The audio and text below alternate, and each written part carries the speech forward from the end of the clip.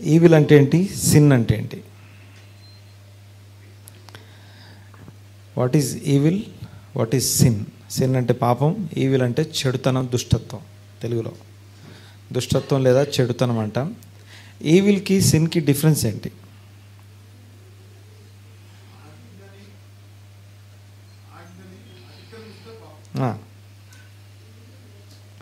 Sin అంటే evil అంటే ఆజ్ఞాతిక్రమం, పాపం. మనకి స్ట్రైట్ డెఫినేషన్ ఉంది, కరెక్ట్ చెప్పారు, ఓకే ఒప్పుకుందాం. But what about evil? Evil అంటే ఏంటి?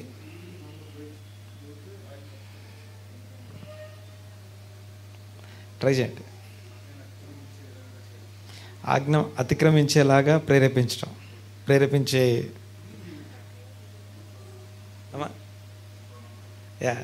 It's nature. ఓకే, ఆజ్ఞను అతిక్రమించేటట్టు చేసే ఒక నేచర్ అది. దేవునికి స్తోత్రం, వెరీ గుడ్. ఆల్మోస్ట్ చాలామందిని అడిగాను ఈ ప్రశ్న నేను.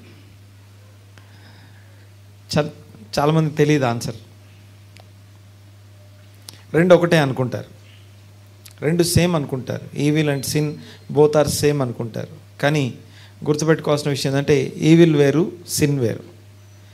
ఈవిల్ అనేది నేచర్, లోపల ఉంటుంది అది. దేవునికి స్తోత్రం కలుగును గాక. ఈరోజు మన రెగ్యులర్ ఆ స్టడీ కాకుండా ఒక డిఫరెంట్ టాపిక్ని మేము ముందు పెట్టాలనుకుంటున్నాను, ఒక డిఫరెంట్ పర్స్పెక్టివ్. దీన్ని కొద్దిగా అర్థం చేసుకోవడానికి ప్రయత్నం చేద్దాం. The master plan of God, దీన్నే ప్లాన్ సి అంటారు. అనండి ఒకసారి, కొంచెం గట్టిగానండి. Plan C. ప్లాన్ ఏ కాదు, ప్లాన్ బి కాదు, ప్లాన్ సి. అందరికీ ప్లాన్ ఏ తర్వాత ప్లాన్ బి అనేది పక్కన ఉంటుంది. కానీ దేవునికి ప్లాన్ ఏ, ప్లాన్ బి రెండు కాదు, మూడోది ఉంది, plan C, which is nothing but Christ plan. క్రీస్తు యొక్క ప్రణాళిక. యూనో, దీన్ని అర్థం చేసుకోవడానికి కొంచెం ఓపికగా నేను చెప్పేది కంటిన్యూగా మనసు ఇటు అటు పోనీయకుండా కొంచెం జాగ్రత్తగా కనెక్ట్ అయి ఉంటే మీకు అర్థమవుతుంది.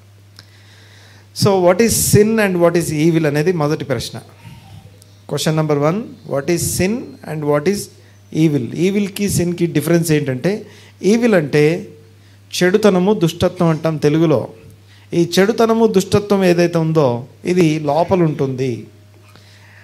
ఆ లోపల ఉండే ఒక ఫోర్స్ అది, అదొక ఈవిల్ ఇంపల్స్ అంటాం.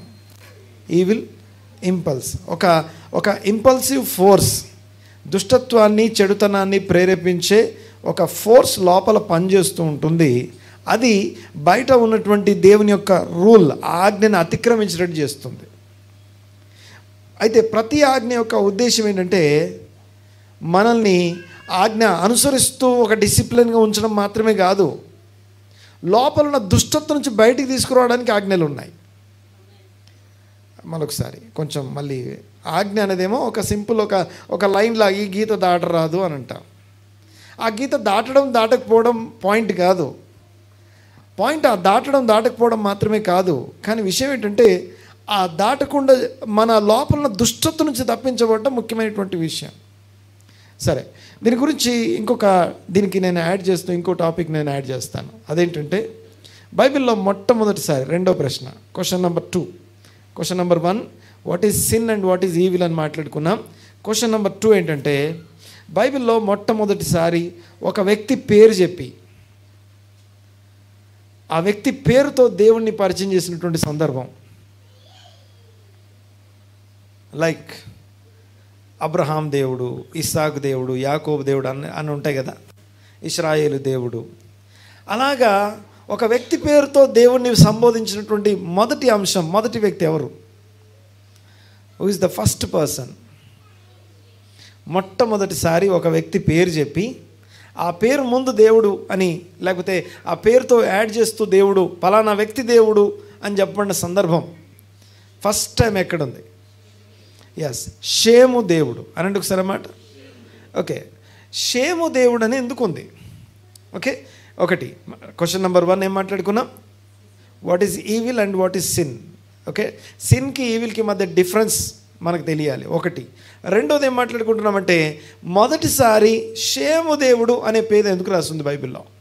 ఎందుకని ఫస్ట్ టైం ఒక వ్యక్తి పేరు చెప్పి ఆయనకొక్కడికే దేవుడా, దేవుడు ఆయనకొక్కడికే దేవుడు అయిపోతాడా? మరి మిగతా వాళ్ళ పరిస్థితి ఏంటి?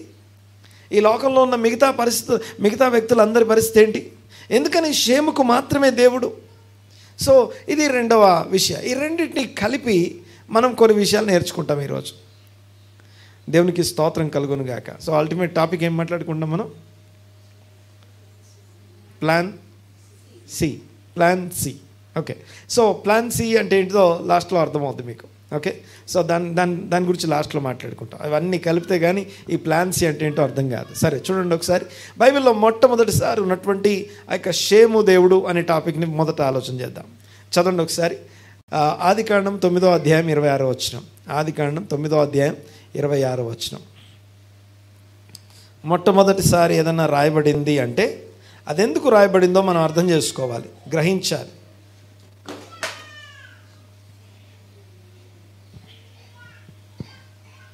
ఓకే, చూడండి ఒకసారి.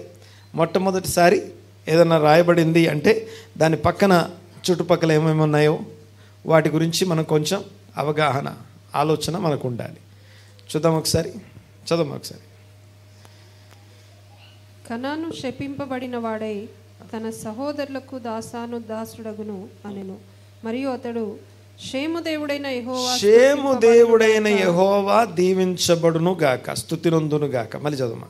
షేము దేవుడైన యెహోవా స్తుతింపబడును గాక. షేము దేవుడైన యెహోవా స్తుతింపబడును గాక. కనాను అతనికి దాసుడగును. దేవుడు యాపెతును విశాలపరచును. అతడు షేము గుడారములలో నివసించును. అతనికి కనాను దాసుడగును. ఓకే, సి ఇక్కడ ఫస్ట్ టైం ఏమని చెప్పబడుతుంది? ఇది దీన్నే మనం ప్లాన్ సి అంటాం. ఓకే, ఎట్లనో లాస్ట్లో మాట్లాడుకుంటాం. దీంట్లో క్రీస్తు ప్రణాళిక ఎక్కడుందో అంటే ఏదో ఊరికే బైబిల్ చదివేటప్పుడు ఒక స్టోరీ చదవట్లేదు, ఒక హిస్టరీ చదవట్లేదు. మనము మన వ్యక్తిగత జీవితానికి అవసరమైన సంబంధించిన అనేకమైనటువంటి పాఠాలు నేర్చుకుంటున్నాం. ఇది ముందు మనం గ్రహించాలి. తర్వాత చూడండి ఒకసారి, ఇందులో ఏమని రాస్తుంది? ఇక్కడ షేము దేవుడు అని రాస్తుంది.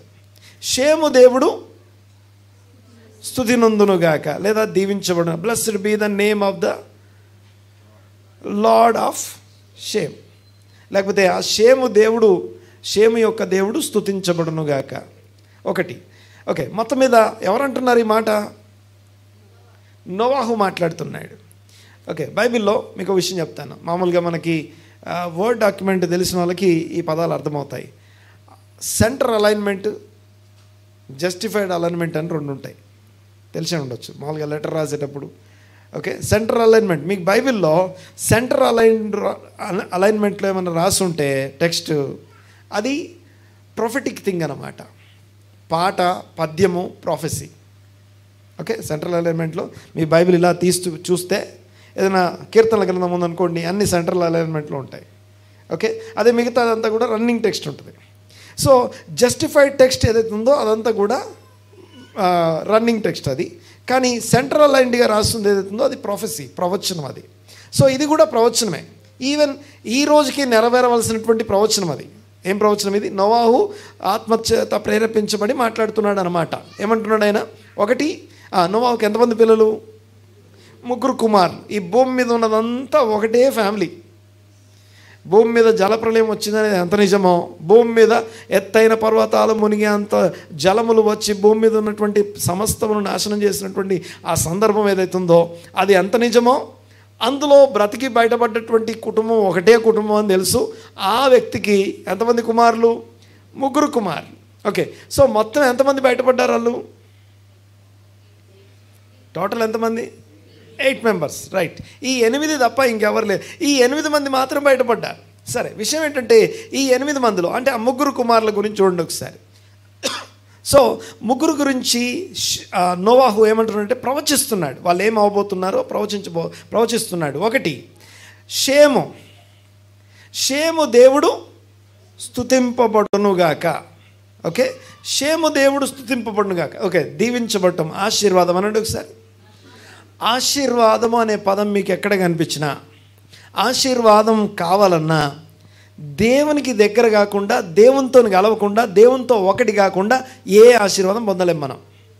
అందుకే ఆయనకు ఒక పేరు ఉంది, దేవునికి ఒక పేరు ఏంటంటే సకల ఆశీర్వాదాలకి ప్రైజ్ అలా. బాగా తెలుసు మీకు అది. సకల ఎక్కడుందంటే మాత్రం చెప్పరు ఇప్పుడు, నాకు తెలుసు. సో సకల ఆశీర్వాదాలకి కారణభూతుడు అంటే ఆశీర్వాదాలన్నీ ఆయన దగ్గర ఉంటాయి. ఆయనతో ఎవరైతే యునైట్ అవుతున్నారో, ఆయనతో ఒక్కటవుతున్నారో వారు దీవించబడతారు. అంటే షేము గురించి ఏమని ప్రవచిస్తున్నాడు ఈ నోవాహు అంటే, ఏమంటున్నాడంటే షేము దేవుడు దీవించబడునుగాక అంటే షేము అనేవాడు ఎంత ఆత్మీయుడో చెప్తున్నాడు. షేమ్ అనే వ్యక్తి ఎంత దేవునితో ఒక్కటై ఉన్నాడో, ఎంత దేవునికి హత్తుకొని ఉన్నాడో చెప్తున్నాడు. సో షేము అనేవాడు 3 కుమారులు. షేము అనేవాడు దేవునితో హత్తుకున్నాడు ఒకటి.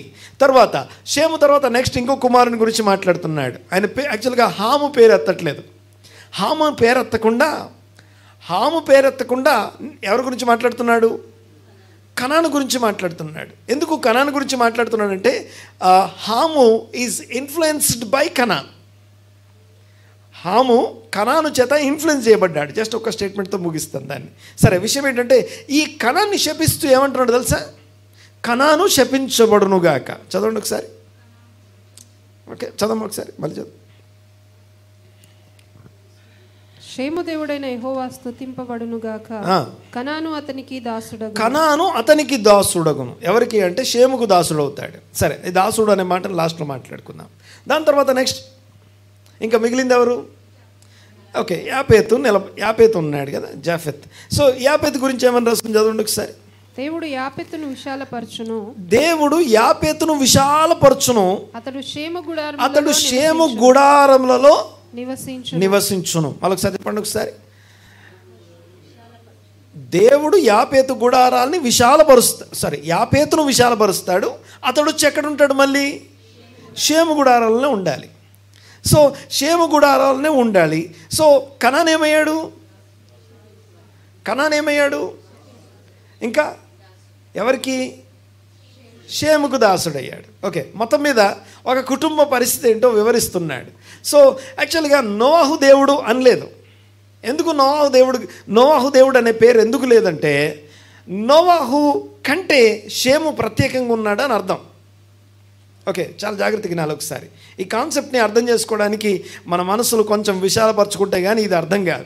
ఇది ఇక్కడ అర్థమైతే కానీ క్రీస్తు యేసునందు ఉన్నటువంటి ఇప్పటి మన పరిస్థితి, మన కొరకు ఏం మెసేజ్ ఇందులో ఉందో మనకు అర్థం కావాలి. దేవునికి స్తోత్రం. చూడండి ఒకసారి. మొట్టమొదట షేము దేవుడు దీవించబడును గాక అంటే షేము ఆశీర్వదించే దేవునితో హత్తుకొని ఉన్నాడు, చాలా క్లోజ్గా ఉన్నాడు, చాలా ఆత్మీయుడు అని అర్థం. సో అల్టిమేట్లీ ఆ 3 కుమారులు 3 పిల్లల యొక్క స్పిరిచువల్ స్టేటస్ని తెలియజేస్తున్నాడు. యాక్చువల్గా ఇప్పుడున్న భూమి మీద ఉన్న వాళ్ళందరూ కూడా ఎవరని మాట్లాడుకున్నా ఒకటే ఫ్యామిలీ ఉంది. ఈ భూమి మీద ఉన్నదంతా 1 ఫ్యామిలీ, ఒకటే కుటుంబం. ఆ కుటుంబం నోవాహు కుటుంబమే ఉంది. ఆ నోవాహు కుటుంబంలో షేము పిల్లలు అంటే ఎవరంటే ఆ మిడిల్ ఈస్ట్లో ఉండే ఎర్రగుండెలతో వాళ్ళందరూ కూడా షేము సంతానం. ఓకే, తర్వాత తెల్లగా ఉండే వాళ్ళు ఉన్నారు కదా, వాళ్ళందరూ యాపేతు సంతానం. తెల్లగా ఉండే వాళ్ళంతా యాపేతు సంతానం. తర్వాత నల్లగా ఉండే వాళ్ళు ఉన్నారు కదా, వీళ్ళంతా హాము. హామ్ అంటేనే నలుపు. హామ్ అనే పదానికి అర్థమే నలుపు. చూడండి ఒకసారి, హామ్ అనే పదానికి నలుపు. ఓకే, నల్లగా ఉండే వాళ్ళందరికీ తండ్రి ఎవరు? హాము. ఓకే, ఇప్పుడు మీరు అనుకోవచ్చు మనం ఎవరం ఇప్పుడు అని. ఓకే, డౌట్ ఏం లేదు. చాలా క్లియర్ పాయింట్ ఏంటంటే ఇప్పుడు మనకు ఉన్నటువంటి ఈ యొక్క భూభాగం ఏదైతే ఉందో దీనంతా కూడా భూమి విభాగించబడింది. కాంటినెంటల్ డ్రిఫ్ట్ అంట. కాంటినెంటల్ డ్రిఫ్ట్ అంటే ఈ భూమి అంతా చెల్లాచెదురుగా విడిపోయిందనమాట. ఒకప్పుడు అంతా ఒక దగ్గరే ఉండేది. అందులో చూస్తే మీరు ఆఫ్రికా, సౌత్, ఈ ఇండియా 2 ఒక దగ్గర కలిసి ఉండేవి. ఆఫ్రికా అండ్ సౌత్ ఇండియా ఇది మొత్తం అక్కడ తీసుకెళ్తాను, అక్కడ పెడితే అతుక్కుంటుంది అక్కడ. సో విషయం ఏంటంటే మన సౌత్ ఇండియాలో ఉన్న మనందరం కూడా ఆఫ్రికాకి సంబంధించిన వారికి మనకి చాలా దగ్గర పోలికలు ఉంటాయి. సో మనందరం కూడా హాము సంతానికి సంబంధించిన వారు, డౌట్ లేదు అందులో. సో దేవునికి స్తోత్రం. నా పాయింట్ ఏంటంటే కొంచెం జాగ్రత్తగా రండి ఒకసారి. ఓకే, భూమి మీద ఉన్న వాళ్ళందరూ కూడా ముగ్గురే పిల్లలు. కానీ నోవాహు దేవుడు అని అనలేదు. కారణం ఏంటంటే ఓకే, ఎవరిదన్నా ఒకరి దేవుడు అని చెప్పాలి అంటే బాగా వినాలి ఈ మాట.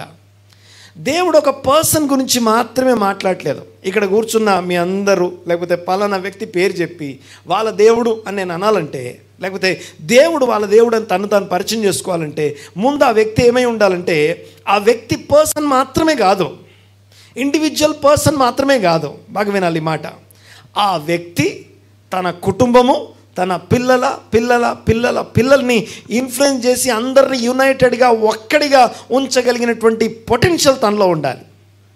అప్పుడు ఆ వ్యక్తిని దేవుడు ఏమంటాడు? షేము దేవుడు అంటాడు. ఓకే, ఇప్పుడు నీ పేరు చెప్పి నీ దేవుడు, నా పేరు చెప్పి నా దేవుడు అని దేవుడు అనాలి అంటే నేను ఎలా ఉండాలంటే, నా పిల్లలు. ఓకే, ఇప్పుడు నోవాహు పిల్లలు 3 రకాలుగా ఉన్నారు కాబట్టి నోవాహు దేవుడు కాదు. ఓకే, సో షేము దేవుడు అంటే షేము పిల్లలందరినీ యునైటెడ్గా ఉంచగలిగినటువంటి ఆత్మీయుడు. ఒకటి దేవునితో యునైట్ అయి ఉండడం ఒకటైతే, దేవునితో ఒకటై ఉండి దేవుని వైపు తిరిగి దేవుని తట్టు తిరిగిన వ్యక్తిత్వం ఒకటైతే, రెండోది ఏంటంటే ఆ దేవునితో ఉండడం మాత్రమే కాదు, తన చుట్టూ ఉన్న వాళ్ళని ఇన్ఫ్లుయెన్స్ చేసి ఒకటిగా యునైట్ చేయగలిగినటువంటి సామర్థ్యం తనలో ఉండడం, అందరినీ యునైట్ చేయగలగాలి. సో అన్నదమ్ముల లేకపోతే కుటుంబాలని లేకపోతే యునైట్ చేసి స్పిరిచువల్ పొటెన్షియల్ ఏంటంటే మనం అనేకులను లీడ్ చేయగలిగి అనేకులను ఆకర్షించగలం. ఒకటి ఇంకోటి ఏంటంటే ఆ దేవుని యొక్క గుణ లక్షణాలను అందరికీ ప్రచురిస్తూ ఉండేవాడు. గుడారం అని రాస్తుంది కదా ఇక్కడ. ఎవరి గుడారాలకు పేరు రాస్తుంది? ఎవరి గుడారాలు అన్నది? ఓకే, బైబిల్లో గుడారం అంటానికి వీ హ్యావ్ 3 డిఫరెంట్ వర్డ్స్. గుడారం అంటానికి 3 పదాలు ఉన్నాయి. ఒకటి మిష్కాన్. ఓకే, గుడారం అనే పదం మీకు ఇక్కడ ప్రత్యక్ష గుడారం అనే పదం తెలుగు భాషలో, తెలుగు నుంచి మాట్లాడుకో, తెలుగు ప్రత్యక్ష గుడారం, దాన్ని మిష్కాన్ అంటారు హీబ్రూలో. మిష్కాన్ అంటే, షఖాన్ అంటే డ్వెల్లింగ్ అని అర్థం. షకీనా మేఘం అని వినింటారు కదా మీరు. షకీనా మేఘం, ఆ మేఘం ఏదైతుందో దాని పేరు షకీనా. షకీనా అంటే the very presence of God అని అర్థం. దేవుని యొక్క సన్నిధి మేఘం అని అర్థం అన్నమాట. సో దేవుని యొక్క లిటరల్ ఆయన ప్రజెన్స్ అది, ఆ మేఘం అనేది. సో దానికి దాని పేరు షకీనా అంటాం హీబ్రూలో. ఆ మేఘం పేరు ఏం పేరు? ఓకే, ఆ మేఘం నివసించే స్థలాన్ని మిష్కాన్, షఖాన్ అనే ఆ పదం నుండి చూడండి మిష్కాన్ అంటాం. సో దేవుని సన్నిధి నిలిచి ఉండే స్థలాన్ని ప్రత్యక్ష గుడారం లేకపోతే మిష్కాన్ అంటాం. ఇక రెండో గుడారం, ఓకే, మనము పర్ణశాలల పండుగ, గుడారాల పండుగ అంటాం కదా. అక్కడ గుడారాల్లో వాడే పదం ఏంటో తెలుసా? చెప్పాలి. సుక్కోత్. ఓకే, సుక్కోత్ అంటే సుఖ అంటే పాక అని అర్థం, గుడారం అని అర్థం. అక్కడ మన తెలుగులో ఏమని పిలుస్తుంది దాన్ని? ఏం పండుగ అంటాం? పర్ణశాలల పండుగ లేదా గుడారాల పండుగ అంటాం. యాక్చువల్గా గుడారం అంటే టెంట్ కాదు, అది పాక. ఓకే, సో ఇది రెండోది పాక, లేకపోతే ఆ పండుగలో వేసుకునే ఒక పాక, లేకపోతే పశువులు నివసించదగిన టెంపరీగా నివసించే ఒక పాక అన్నమాట. సో పాకలు అంటానికి సుఖ, సుక్కోత్ అంటే పాకలు అని అర్థం. పాక అంటే సుఖ, సుక్కోత్ అంటే బహువచనం. సరే, మొదటిదేమో మిష్కాన్ అనేది గుడారం అని మాట్లాడుకున్నాం. రెండోది సుక్కోత్, అది కూడా గుడారమే. ఇక మూడోది ఉంది ఓహెల్ అంటాం. అనండి ఒకసారి. ఓహెలిం అనండి ఒకసారి. ఓహెలిం అంటే గుడారాలు. ఎవరి గుడారాలు ఇవి? షేము గుడారాలు. ఈ గుడారాలు అనే పదం కూడా ఫస్ట్ టైం ఇక్కడే కనపడుతుంది మనకి, అంతకుముందు గుడారం కనిపించదు. ఈ గుడారం ఏం గుడారం తెలుసా? బాగా వినాలి. వాళ్ళు నివసించే గుడారం అని కాదు, దేవుని యొక్క ఏ దేవునితోనైతే ఆయన యునైట్ అయి ఉన్నాడో, అటాచ్ అయి ఉన్నాడో, ఆ దేవుని గుణాతిశయాల్ని ప్రచురించే టీచింగ్ టెంట్స్ అన్నమాట. ఏం టెంట్స్ అవి? ఓకే, అక్కడ టీచింగ్ దొరుకుతుంది. ఏం టీచింగ్ దొరుకుతుంది? దేవుని వాక్యము, దేవుని మార్గము, దేవుని యొక్క ఉపదేశాలు బోధించబడే స్థలం. ఎక్కడ? షేము గుడారాలు. చూడండి ఒకసారి. ఇప్పుడు ఒకసారి ఆ ఫ్యామిలీని ఒకసారి అబ్జర్వ్ చేయండి. ఒకసారి ఈ ఫ్యామిలీని చూస్తే మీకు ఏమర్థమవుతుందంటే ద లెవెల్స్ ఆఫ్ స్పిరిచువాలిటీ అర్థమవుతుంది. ద లెవెల్స్ ఆఫ్ స్పిరిచువాలిటీ, ఆత్మ సంబంధమైనటువంటి జీవన విధానంలో వారి యొక్క స్థాయిలు మనకు కనపడతా ఉన్నాయి. మొదటిది, షేము దేవుడు స్తుతించబడునుగాక. అంటే షేము దేవునితో ఒక్కటై, సకలాశీర్వాదాలకి కారణభూతుడైన దేవునితో ఒక్కటై ఉన్నాడు షేము. కాబట్టి షేము దేవుడు అనిపించుకునే స్థాయిలో ఉన్నాడు. ఒకటి.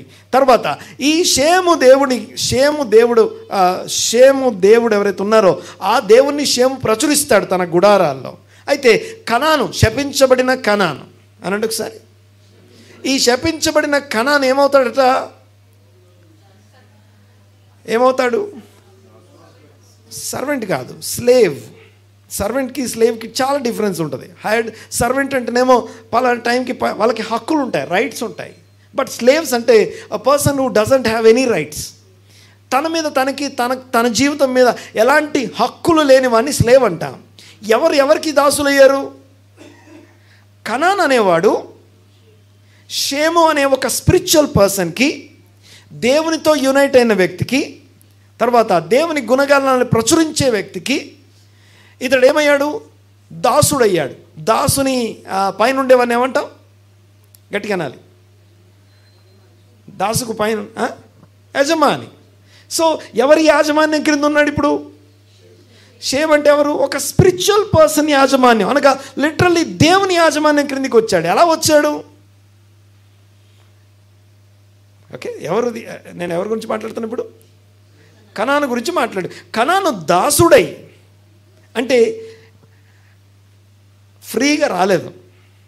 ఓకే, షేములాగా తనకి చాయిస్ ఉంది. దేవుడు ఓకే, కనాను దేవుడనో లేకపోతే హాము దేవుడనో అనిపించుకునే స్థాయి అవకాశం తనకుంది.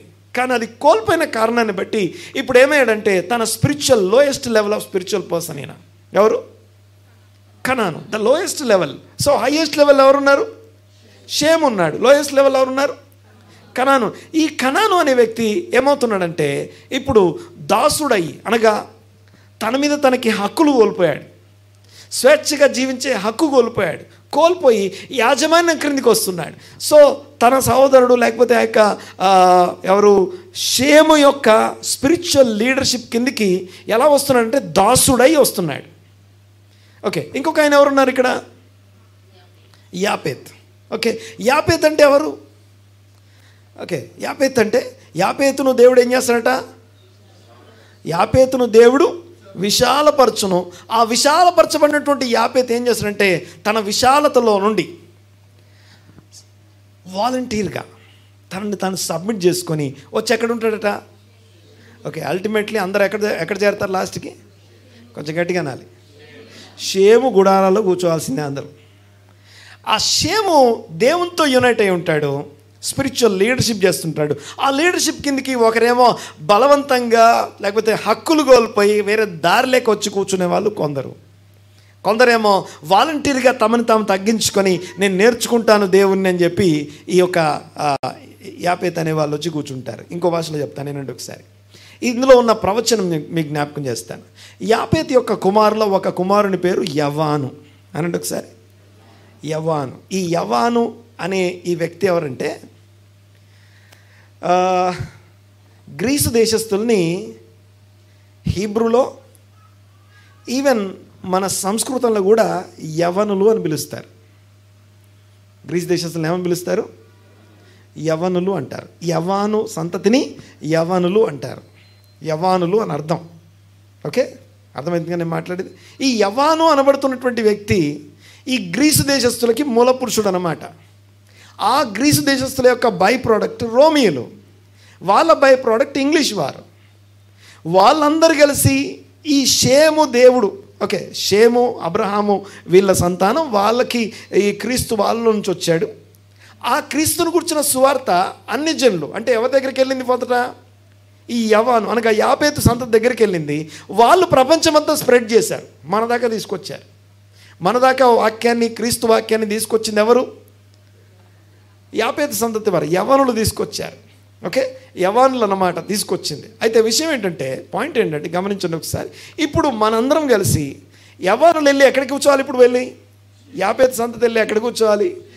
షేము గుడారంలో, అనగా ఇప్పుడు అబ్రహాము గుడారంలో. ఈ బైబిల్లో రాసిన మ్యాక్సిమం పేర్లన్నీ వాళ్ళందరూ షేము సంతానమే. ఈ బైబిల్లో మనం చదువుకునే మ్యాక్సిమం స్టోరీ అంతా ఎవరి గురించి? షేము సంతానమే. లెట్స్ సే ఆ షేము సంతానం నుంచి అబ్రహాం వస్తాడు. ఓకే, ఆ అబ్రహాముకి ఇష్మాయేలీలు ఉన్నారు. వాళ్ళు ఎవరి సంతానం? ఇప్పుడు హాము, షేము, యాపేతులు ఎవరి పిల్లలు అవుతారు? గట్టిగా. ఇష్మాయేలీలు అంటే ఎవరు? కొంచెం ఉన్నారా ఇక్కడ అందరూ? అబ్రహాం పిల్లలు ఇష్మాయేలీలు అనుకోండి. ఈ ఇష్మాయేలీలు ఎవరి పిల్లలు? ఇప్పుడు హాము, షేము, యాపేతులు ఎవరి పిల్లలు? షేము సంతానం. షేము సంతానం. అబ్రహాం షేము సంతానం అయినప్పుడు అబ్రహాం పిల్లలు వాళ్ళ పిల్లలు అవుతారుగా. ఆ తర్వాత ఇంకా ఇంకా చూడండి ఒకసారి, ఏదో మీలో అనండి ఒకసారి, వాళ్ళు కూడా షేము సంతానమే. సో అల్టిమేట్లీ మీరు ఈ బైబిల్లో చదివే ప్రతి ఒక్కరు కూడా ఆల్మోస్ట్ షేము ఫ్యామిలీకి సంబంధించిన వాళ్ళ గురించి చదువుకుంటున్నాం. ఓకే, మిద్యానీలైనా లేకపోతే ఎవరి గురించి మీరు ఎత్తినా, ఎవరి గురించి మాట్లాడినా షేము కుటుంబం గురించి చూస్తున్నాం. సో సింపుల్గా విషయం ఏంటంటే, ఇది అంత్య దినాల్లో జరుగుతున్నటువంటి ప్రవచనం. ఇది ఆదికాండం 9వ అధ్యాయం 26, 27 వచనాలు. ఇది ఇప్పుడు జరుగుతున్నటువంటిది. ఏంటది? ఇప్పుడు మనం ఏం చేస్తున్నామంటే, దేవుడు యవ్వాన్ని ఏం చేస్తాడట, లేకపోతే యాపేతుని ఏం చేస్తాడట, విశాలపరుస్తాడట. ఆ విశాలపరచబడినటువంటి అనగా బ్రిటిష్ రాజ్యానికి ఒక పేరు ఉంటుంది, బ్రిటిష్ సామ్రాజ్యానికి ఒక పేరు ఉంటుంది. ఏంటో తెలుసా పేరు? సూర్యుడు అస్తమించడు. ఓకే, ఎక్కడో చోట బ్రిటిష్ రాజ్యం మీద సూర్యుడు ఉదయిస్తూ ఉంటాడు. సూర్యుడు అస్తమించినటువంటి అంటే యాపేతును దేవుడు విశాలపరుస్తాడంటే విశాలపరిచాడు. ఇక విశాలపరచగానే అయిపోయిందా? ఇప్పుడు నెక్స్ట్ ఏం చేయాలట? దేవుడు యాపేతును విశాలపరిచాడు. ఇప్పుడు ఎక్కడ వెళ్ళి కూర్చోవాలి? షేము గుడారంలోకి వెళ్ళి యెహోవా మార్గం నేర్చుకోవాలి, దేవుని కట్టడలు నేర్చుకోవాలి. హల్లెలూయా. రైట్, చూడండి ఒకసారి. సో పాయింట్ ఏంటంటే, ఈ షేము దేవుడు స్తుతినందునుగాక. ఓకే, షేము దేవుడు స్తుతినందునుగాక అంటే అర్థం ఏంటి? ఫస్ట్ అక్కడి నుంచి స్టార్ట్ చేద్దాం. సో ఇంకొకటి ఏం మాట్లాడుకున్నాం మనం? ఫస్ట్ క్వశ్చన్ ఏం మాట్లాడుకున్నాం? ఒక క్వశ్చన్ అడిగాను నేను, what is the difference between sin and evil? Evil అంటే ఏంటి, సిన్ అంటే ఏంటి, పాపం అంటే ఏంటి, దుష్టత్వం అంటే ఏంటి? ఓకే, కొంచెం దుష్టత్వానికి పాపానికి మధ్య తేడా. దుష్టత్వం, ఓకే, దుష్టత్వం అనేది మనిషి లోపల ఉంటుంది. దుష్టత్వం అనేది మనిషి లోపల ఉంటుంది. ఈ లోపల ఉన్నటువంటి దుష్టత్వం ఏదైతే ఉందో, ఇది ఒక ఇంపల్సివ్ ఫోర్స్ లాగా పనిచేసి పాపాన్ని అనగా ఆజ్ఞని అతిక్రమించేటట్టు ప్రేరేపిస్తుంది. Okay, evil and sin. Okay, ఇప్పుడు జలప్రళయానికి ముందు ఏం రాస్తుంది?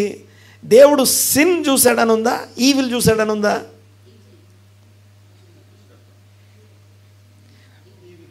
ఈవిల్ చూశాడు, దుష్టత్వాన్ని నరుల చెడుతనం భూమి మీద విస్తరించింది. ఈవిల్ అనేది విస్తరించింది. తర్వాత సొదొమ గొమొర్రా పట్టణాల గురించి చూసే దేవుడు తీర్పు తీర్చేటప్పుడు ఈవిల్ చూశాడని ఉందా, సిన్ చూశాడని ఉందా? ఈవిల్ చూశాడని ఉంది. No sin, not sin, evil. Evil is the reason. Okay, వారి చెడుతనం విస్తరించిందట. తర్వాత నినివే పట్టణ ప్రజలకు సంబంధించినటువంటి తీర్పు గురించి మాట్లాడేటప్పుడు ఏమని రాస్తుంది? నినివే పట్టణ ప్రజల యొక్క దుష్టత్వం భూమి మీద గొప్పదైపోయిందట, గ్రేట్ అయిపోయిందట. సో అందుకని వాళ్ళు అంటే దేన్ని చూసి దేవుడు తీర్పు తీరుస్తున్నాడు? దుష్టత్వాన్న, సిన్న? దుష్టత్వాన్ని. అంటే సిన్ అనేదేమో ఒక ఆజ్ఞను పట్టుకొని దాన్ని అతిక్రమిస్తే ఆ పాపం అవుతుంది. కానీ మనం ఆజ్ఞ అతిక్రమం మీద మాత్రమే ఫోకస్ ఉంచడం వల్ల ప్రయోజనం లేదు. కానీ దానికంటే ఇంకా డీపర్ థింగ్ ఏంటంటే, మన దుష్టత్వాన్ని నుంచి మనం బయటికి రావాలి, మన దుష్టత్వాన్ని మనం అధిగమించాలి. దేవునికి స్తోత్రం. ఒకసారి ఈ మాటను గ్రహించడానికి అర్థం చేసుకోవడానికి ప్రయత్నం చేద్దాం. దుష్టత్వం ఎక్కడ ఉంటుంది?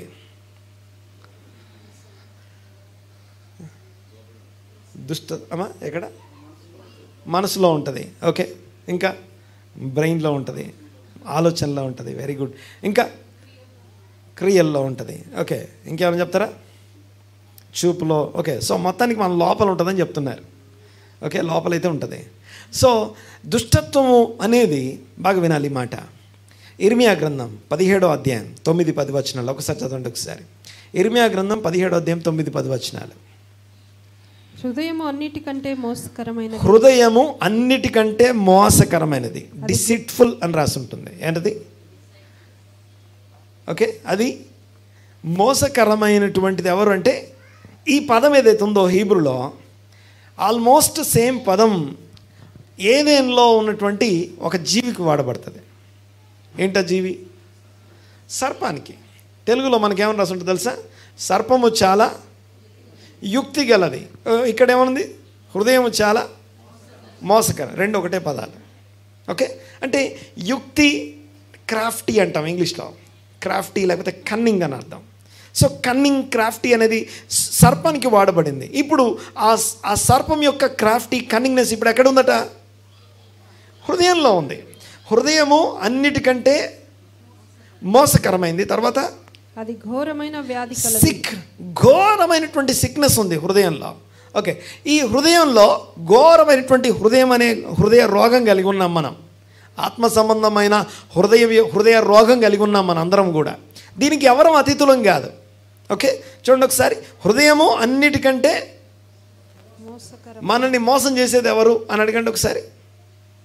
నన్ను మోసం చేసేది ఎవరు అంటే ఏం చెప్పాలి? బయట ఎవరో మోసం చేయట్లేదు, నీ హృదయం నిన్ను మోసం చేస్తుంది. హయ్యెస్ట్ నిన్ను చీట్ చేసేది నీ హార్టే నిన్ను చీట్ చేస్తుంది. బాగా వినాలి ఒకసారి. హృదయము నిన్ను మోసపరుస్తూ ఉంది ఒకటి. తర్వాత చూడండి ఒకసారి. ఈ హృదయం అన్నిటికంటే మోసకరమైంది. ఎవ్వరు మోసం చేసిన దానికన్నా కూడా ఘోరంగా మోసం చేసేది నీ హృదయమే. తర్వాత ఇంకో వచనం చదువుదాం ఒకసారి. దాన్ని అలా పట్టుకొని మళ్ళీ వద్దాం ఇక్కడికి.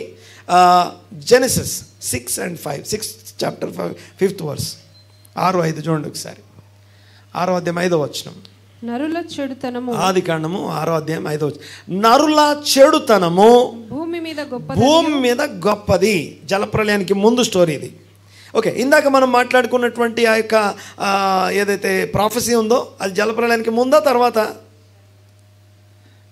జెనసిస్ 9:26 చదువుకున్నాగా ఫస్ట్ మనం. అది జలప్రలయానికి ముందా తర్వాత? తర్వాత. ఓకే, 7వ అధ్యాయంలో జలప్రలయం. ఓకే, ఈ 9వ అధ్యాయం. అయితే ఇప్పుడు మనం మాట్లాడుకునేది జలప్రలయానికి ముందు మాట్లాడుకుంటున్నాం. చూడండి ఒకసారి. ఏమని రాస్తుంది ఇక్కడ? భూమి మీద నరుల చెడుతనం గొప్పది, చాలా గ్రేట్ అయిపోయి, చాలా గొప్పగా అయిపోయిందట. అంటే చాలా ఎక్కువైపోయిందని చెప్తున్నాడు. భూమి మీద నరుల చెడుతనం విస్తరించి చాలా గొప్పగా అయిపోయిందట.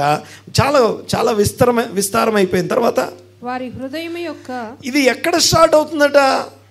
వారి హృదయం యొక్క తలంపులలోని ఊహ, ఇమాజినేషన్. ఓకే, సో ఈవిల్ అనేది ఎక్కడ స్టార్ట్ అవుతుందంటే in our imagination, in our thoughts, మన ఆలోచనల్లో, అందులోని ఊహ. ఓకే, ఏమని రాస్తుంది అక్కడ? ఎల్లప్పుడూ కేవలము చెడ్డదని. బాగా వినండి ఒకసారి. ఏమని రాస్తుంది అక్కడ? నరుల హృదయములోని ఆలోచనలోని ఊహ కేవలం అంటే every imagination, every thought. Next కేవలం, ఎల్లప్పుడు అంటే ఓకే, మనిషికి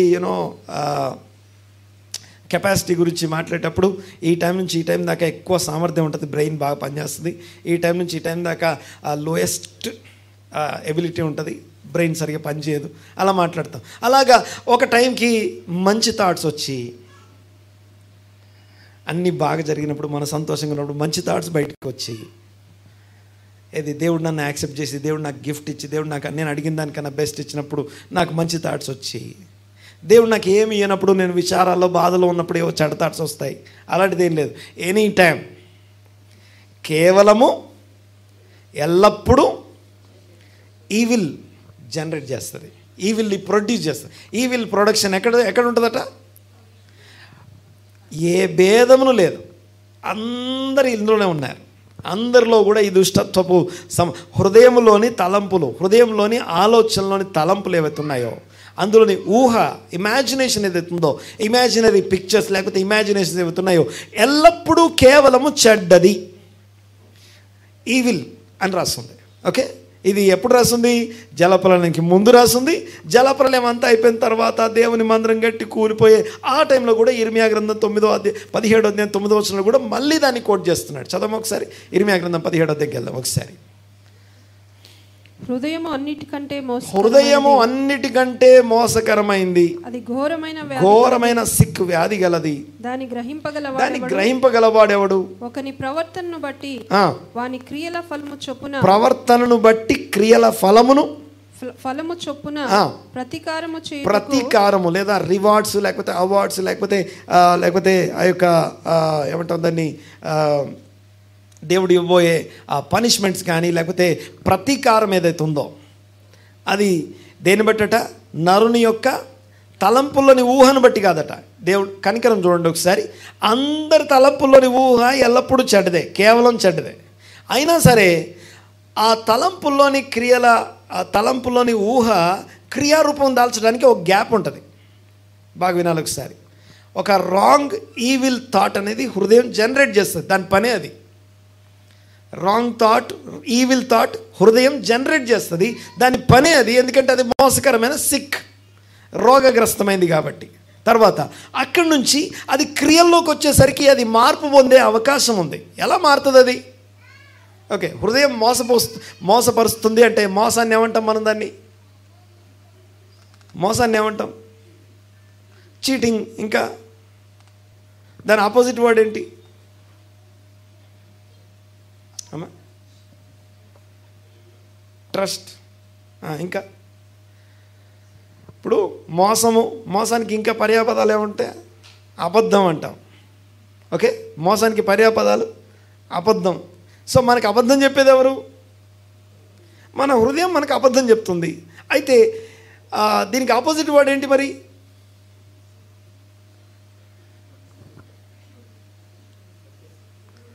చెప్పాలి. సత్యము, ట్రూత్. సత్యం అనండి ఒకసారి. సత్యం అనండి గట్టిగా. సో సత్యము అంటానికి బైబిల్లో సత్యము అంటానికి నాలుగిటికి సత్యం అనే పదం వాడబడింది. 4 అంశాలకి సత్యము అనే పదం, ఎన్నిటికీ 4 విషయాలకి సత్యం అనే పదం వాడబడింది. నంబర్ 1, అద్వితీయ సత్యదేవుడు, పరమ తండ్రిని సత్యము అని రాయబడింది. ఓకే, ఆయన అబద్ధం కాదు, ఆయన అబద్ధమాడ నేరని వాడు. అబద్ధం ఆడడం ఆయనకి రాదు ఆయనకి. ఓకే, అద్వితీయ సత్య దేవుడు 1. 2, నేనే సత్యం అనబడుతున్నటువంటి కుమారుడు. నంబర్ 3, మూడోది ఏంటి? సర్వసత్యంలోనికి నడిపించే పరిశుద్ధాత్ముడు. ఓకే, చూడండి ఒకసారి. నంబర్ 1 అంటే పరమ తండ్రి సత్యమై ఉన్నాడు, ఆయన అబద్ధమాడనేరని వాడు. ఆయనలో ఏ చోడుతనము లేదు. ఆయన లేదట ఆయనలో. ఓకే, ఏజ్ పెరుగుతూ ఉంది కదా మనకి. ఏజ్ పెరిగేది ఎందుకు తెలుసా? అంటే నువ్వు ముసలోడు అయిపోయినా లేకపోతే ఏజ్ పెరిగినా ఇంకో రోజు ఎందుకు ఇవ్వబడుతుంది తెలుసా? ఒకటి చెప్పడానికి, ఒకటి ప్రసిద్ధి చేయడానికి, ఒకటి ప్రచురించడానికి. ఏంటో తెలుసా? అది దేవుడు మంచోడు అని చెప్పడానికి. చదవండి ఒకసారి మాట. ఒకసారి అధ్యాయం మళ్ళీ ఇక్కడికి వద్దాం. 92వ కీర్తన ఒకసారి ఈ మాట చదువుదాం ఒకసారి. 92వ కీర్తన. దేవుడు వయసు ఇచ్చేది లేకపోతే ఎంత ఏజ్ వచ్చినా ఇంకా మనం జీవించడానికి కారణం ఇది. చదవండి ఒకసారి. ఏమని రాస్తుంది అక్కడ? 10వ వచనం. 12 చదవండి ఒకసారి. నీతిమంతులు ఖర్జూర వృక్షం వలె మొబవేయుదురు, లెబానోను మది దేవదారు వృక్షం వలె వారు ఎదుగుదురు. యెహోవా మందిరంలో నాటబడిన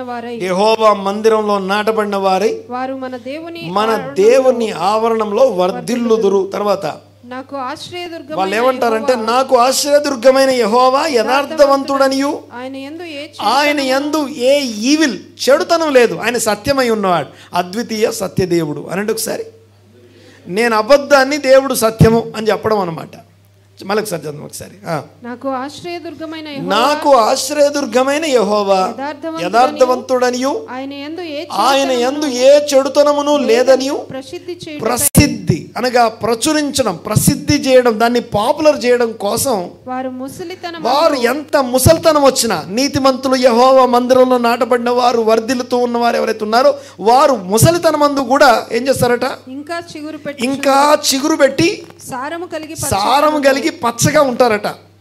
ఆమేన్. తర్వాత కంటిన్యూ. ఇంకో మాట. అయిపోయిందా? యా, సరే. సారం కలిగి అంటే ఏం చేయడానికి? వీళ్ళు దేవుడు ఏజ్ ఇచ్చేది ఎందుకు? ఇంకా ఎందుకు బ్రతుకున్నాం మనం? దేనికోసం బ్రతుకున్నామంటే, ఇంకా ఏజ్ పెరిగినా ఎందుకు బ్రతుకున్నామంటే ఒకటే రీజన్ ఏంటంటే ఆయనలో ఏ చెడుతనం లేదు, మేము చెడ్డవాళ్ళము. అలాగే ఈ భూమి మీద ఉన్నటువంటి నరుల హృదయంలో ఉన్నటువంటి ఆ యొక్క తలంపుల్లోని ఆలోచనలోని ఊహ ఏదైతే ఉందో అది ఎల్లప్పుడూ చెడ్డది. దేవుడు సత్యవంతుడు. ఆ సత్య మార్గంలో నడవమని ప్రసిద్ధి చేయడానికి, ప్రచురించడానికి వీళ్ళు వర్ధిల్లుతూ దేవుని మందిరంలో నాటబడి దేవుని యొక్క మంచితనాన్ని ప్రసిద్ధి చేస్తారట. ఆయనలో ఏ చెడుతనం లేదు. దేవుడు నాలంటోడు కాదు. దేవుని పోలిక చొప్పున మనం సృష్టించబడ్డామేమో, కానీ ఇప్పుడున్నటువంటి నరుల హృదయంలోని తలంపుల్లోని ఆ యొక్క ఊహలో ఉన్నటువంటి చెడుతనం చేత మనలాగా దేవుడు లేడు. ఆయన మంచివాడు అని ప్రచురించడానికి, ప్రసిద్ధి చేయడానికి. మళ్ళీ చదువుదాం ఒకసారి. ఇందాక ఎక్కడున్నాం? ఓకే, 4 మాటలు మాట్లాడుకున్నాం కదా, 4 చెప్పాను కదా. 1 సత్యం అని దేనంటాం? అద్వితీయ సత్యదేవుడు అని తండ్రికి వాడతాం. 2 నేనే సత్యం, కుమారుడు సత్యం. 3 సర్వ సత్యంలోనికి నడిపించే పరిశుద్ధాత్ముడు. 4 సత్యవాక్యం అనండి ఒకసారి. ఓకే, ఈ 4గిట్లో ఎవరు మీకు ఈజీగా అవైలబుల్గా ఉంటారు? వాక్యము, దేవుని వాక్యం మన దగ్గర ఉన్నాం. ఓకే, సత్యంలోనికి రండి అంటే ఇక్కడ చూడండి ఒకసారి. హృదయంలోని, తలంపుల్లోని, ఆలోచనలోని ఊహ ఎల్లప్పుడూ చెడ్డది, కేవలం చెడ్డది. ఆ చెడ్డ ఆలోచనలు కలిగిన వ్యక్తులను మనము మారడం కోసం దేవుడు తన వాక్యాన్ని మన కొరకు ఏర్పాటు చేశాడు. ఆ సత్యవాక్యం అనుసరిస్తే హృదయంలోని, తలంపుల్లోని ఆ యొక్క చెడుతనం నుంచి మనం ఏమవుతామట? విడిపించబడతాం. ఈ చెడుతనం గురించి విడిపించడం కోసం ప్రార్థన కూడా చేయాలి. ఏం చేయాలి? ఏమని చేయాలి? పరలోకమందున్న మా తండ్రి. లాస్ట్ మాట ఏమని ఉంటుంది అందులో? 7వ మాట, మమ్మను శోధనలోకి తేక దుష్టుడు అని తెలుగులో ఉంది, బట్ ఇంగ్లీష్లో ఈవిల్. ఈ దుష్టత్వం అంటే, దుష్టుడు అంటే ఎక్కడో బయట ఉండడండి, మన లోపల ఉన్న దుష్టుడి నుంచే తప్పించమని అడుగుతున్నాం. దేవుణ్ణి వేడుకో. ఓకే, మీకు అక్కరగా ఉన్నవేవో మీ పరలోకపు తండ్రికి మీరు అడగకముందే తెలుసు కాబట్టి ఈ ప్రార్థన చేయండి. ఆ ప్రార్థనలో ఒకటి పెట్టుకోవాలి మీరు, ఏంటంటే, దేవా నాలో దుష్టత్వం ఉంది, దాని నుంచి నన్ను తప్పించుము. ఆ దుష్ట ఆలోచనలోంచి నేను తప్పించబడ్డానికి నాకు సహాయం చేయని చెప్పి దేవుణ్ణి అడగాలి. దానికోసం ఈరోజు ఆహారం ఇవ్వు, ఈరోజు నీ భోజనం మాకి నీ సత్యవాక్యం విభజించి నాకు పంచిపెట్టు అని చెప్పాలి అని అడగాలి దేవుణ్ణి. ఆమేన్. అర్థమవుతుంది కానీ మాట్లాడి చూడండి ఒకసారి. సో మనం దేని గురించి మాట్లాడుకుంటే ఈవిల్ గురించి మాట్లాడుకుంటున్నాం. ఈవిల్కి సిన్కి మధ్య తేడా మాట్లాడుకుంటున్నాం. అయితే ఈవిల్ అనేది ఎక్కడో లేదు, మనిషి యొక్క హృదయంలోని, తలంపుల్లోని, ఆలోచనలోని, ఊహలో, ఇమాజినేషన్స్లో ఉంది, థాట్స్లో ఉంది. అయితే ఇది కేవలము ఎల్లప్పుడూ, కేవలం అంటే అంతా, ఎల్లప్పుడు అంటే ఎనీ టైం చెడ్డదే వస్తుంది బయటికి. ఆ చెడ్డ దాంట్లో నుంచి మనము మారడం కోసం మన కొరకు ఏముంది? సత్యం ఉంది, సత్యవాక్యం, అద్వితీయ సత్యదేవుడు. రక్షణ గురించి మాట్లాడితే అద్వితీయ సత్యదేవుని అయినటువంటి నిన్ను ఎరుగుటయు, నీవు పంపిన యేసు క్రీస్తును ఎరుగుటయే నిత్య జీవం అంటాడు. మరొకసారి ఏం చెప్పాను నేను? అద్వితీయ సత్యదేవుని ఎరిగి ఉండుట, ఆయన పంపిన యేసు క్రీస్తును ఎరిగి ఉండుటయే నిత్య జీవం. మనం జీవిస్తామట అంటే ఆ చెడుతనం చేత, ఆ పాపం చేత నశించిపోకుండా మనం బ్రతకడం కోసం సత్యం ఎరుగుట. ఆ సత్యం ఎక్కడి నుంచి ఉందో దాన్ని ఎరుగుటే నిత్య జీవం అంటున్నాడు. రైట్, చూడండి ఒకసారి. ఇంకొక విషయాన్ని ఇక్కడ జ్ఞాపకం చేస్తాను. ఈ చెడుతనం నుంచి తప్పించుకోవడం కోసం దేవుడు సత్యవాక్యాన్ని ఇచ్చాడు. ఈ సత్యవాక్యము, దేవుని ఆజ్ఞలు ఏం చేస్తాయంటే, బయట ఆజ్ఞని అనుసరించకపోవడం మాత్రమే కాదు, నీ లోపల ఉన్నటువంటి ఆ యొక్క చెడుతనం నుంచి నిన్ను తప్పిస్తాయి. ఓకే, ఒక వచనం చదవండి ఒకసారి. ఇందాకేమో రెఫరెన్స్ చదువుతా ఉన్నాం మనం. అమ్మా ఇర్మియా చదువుతా ఉన్నాం. దానికి ఇది ఒకటి చదువు ఒకసారి. ఓకే,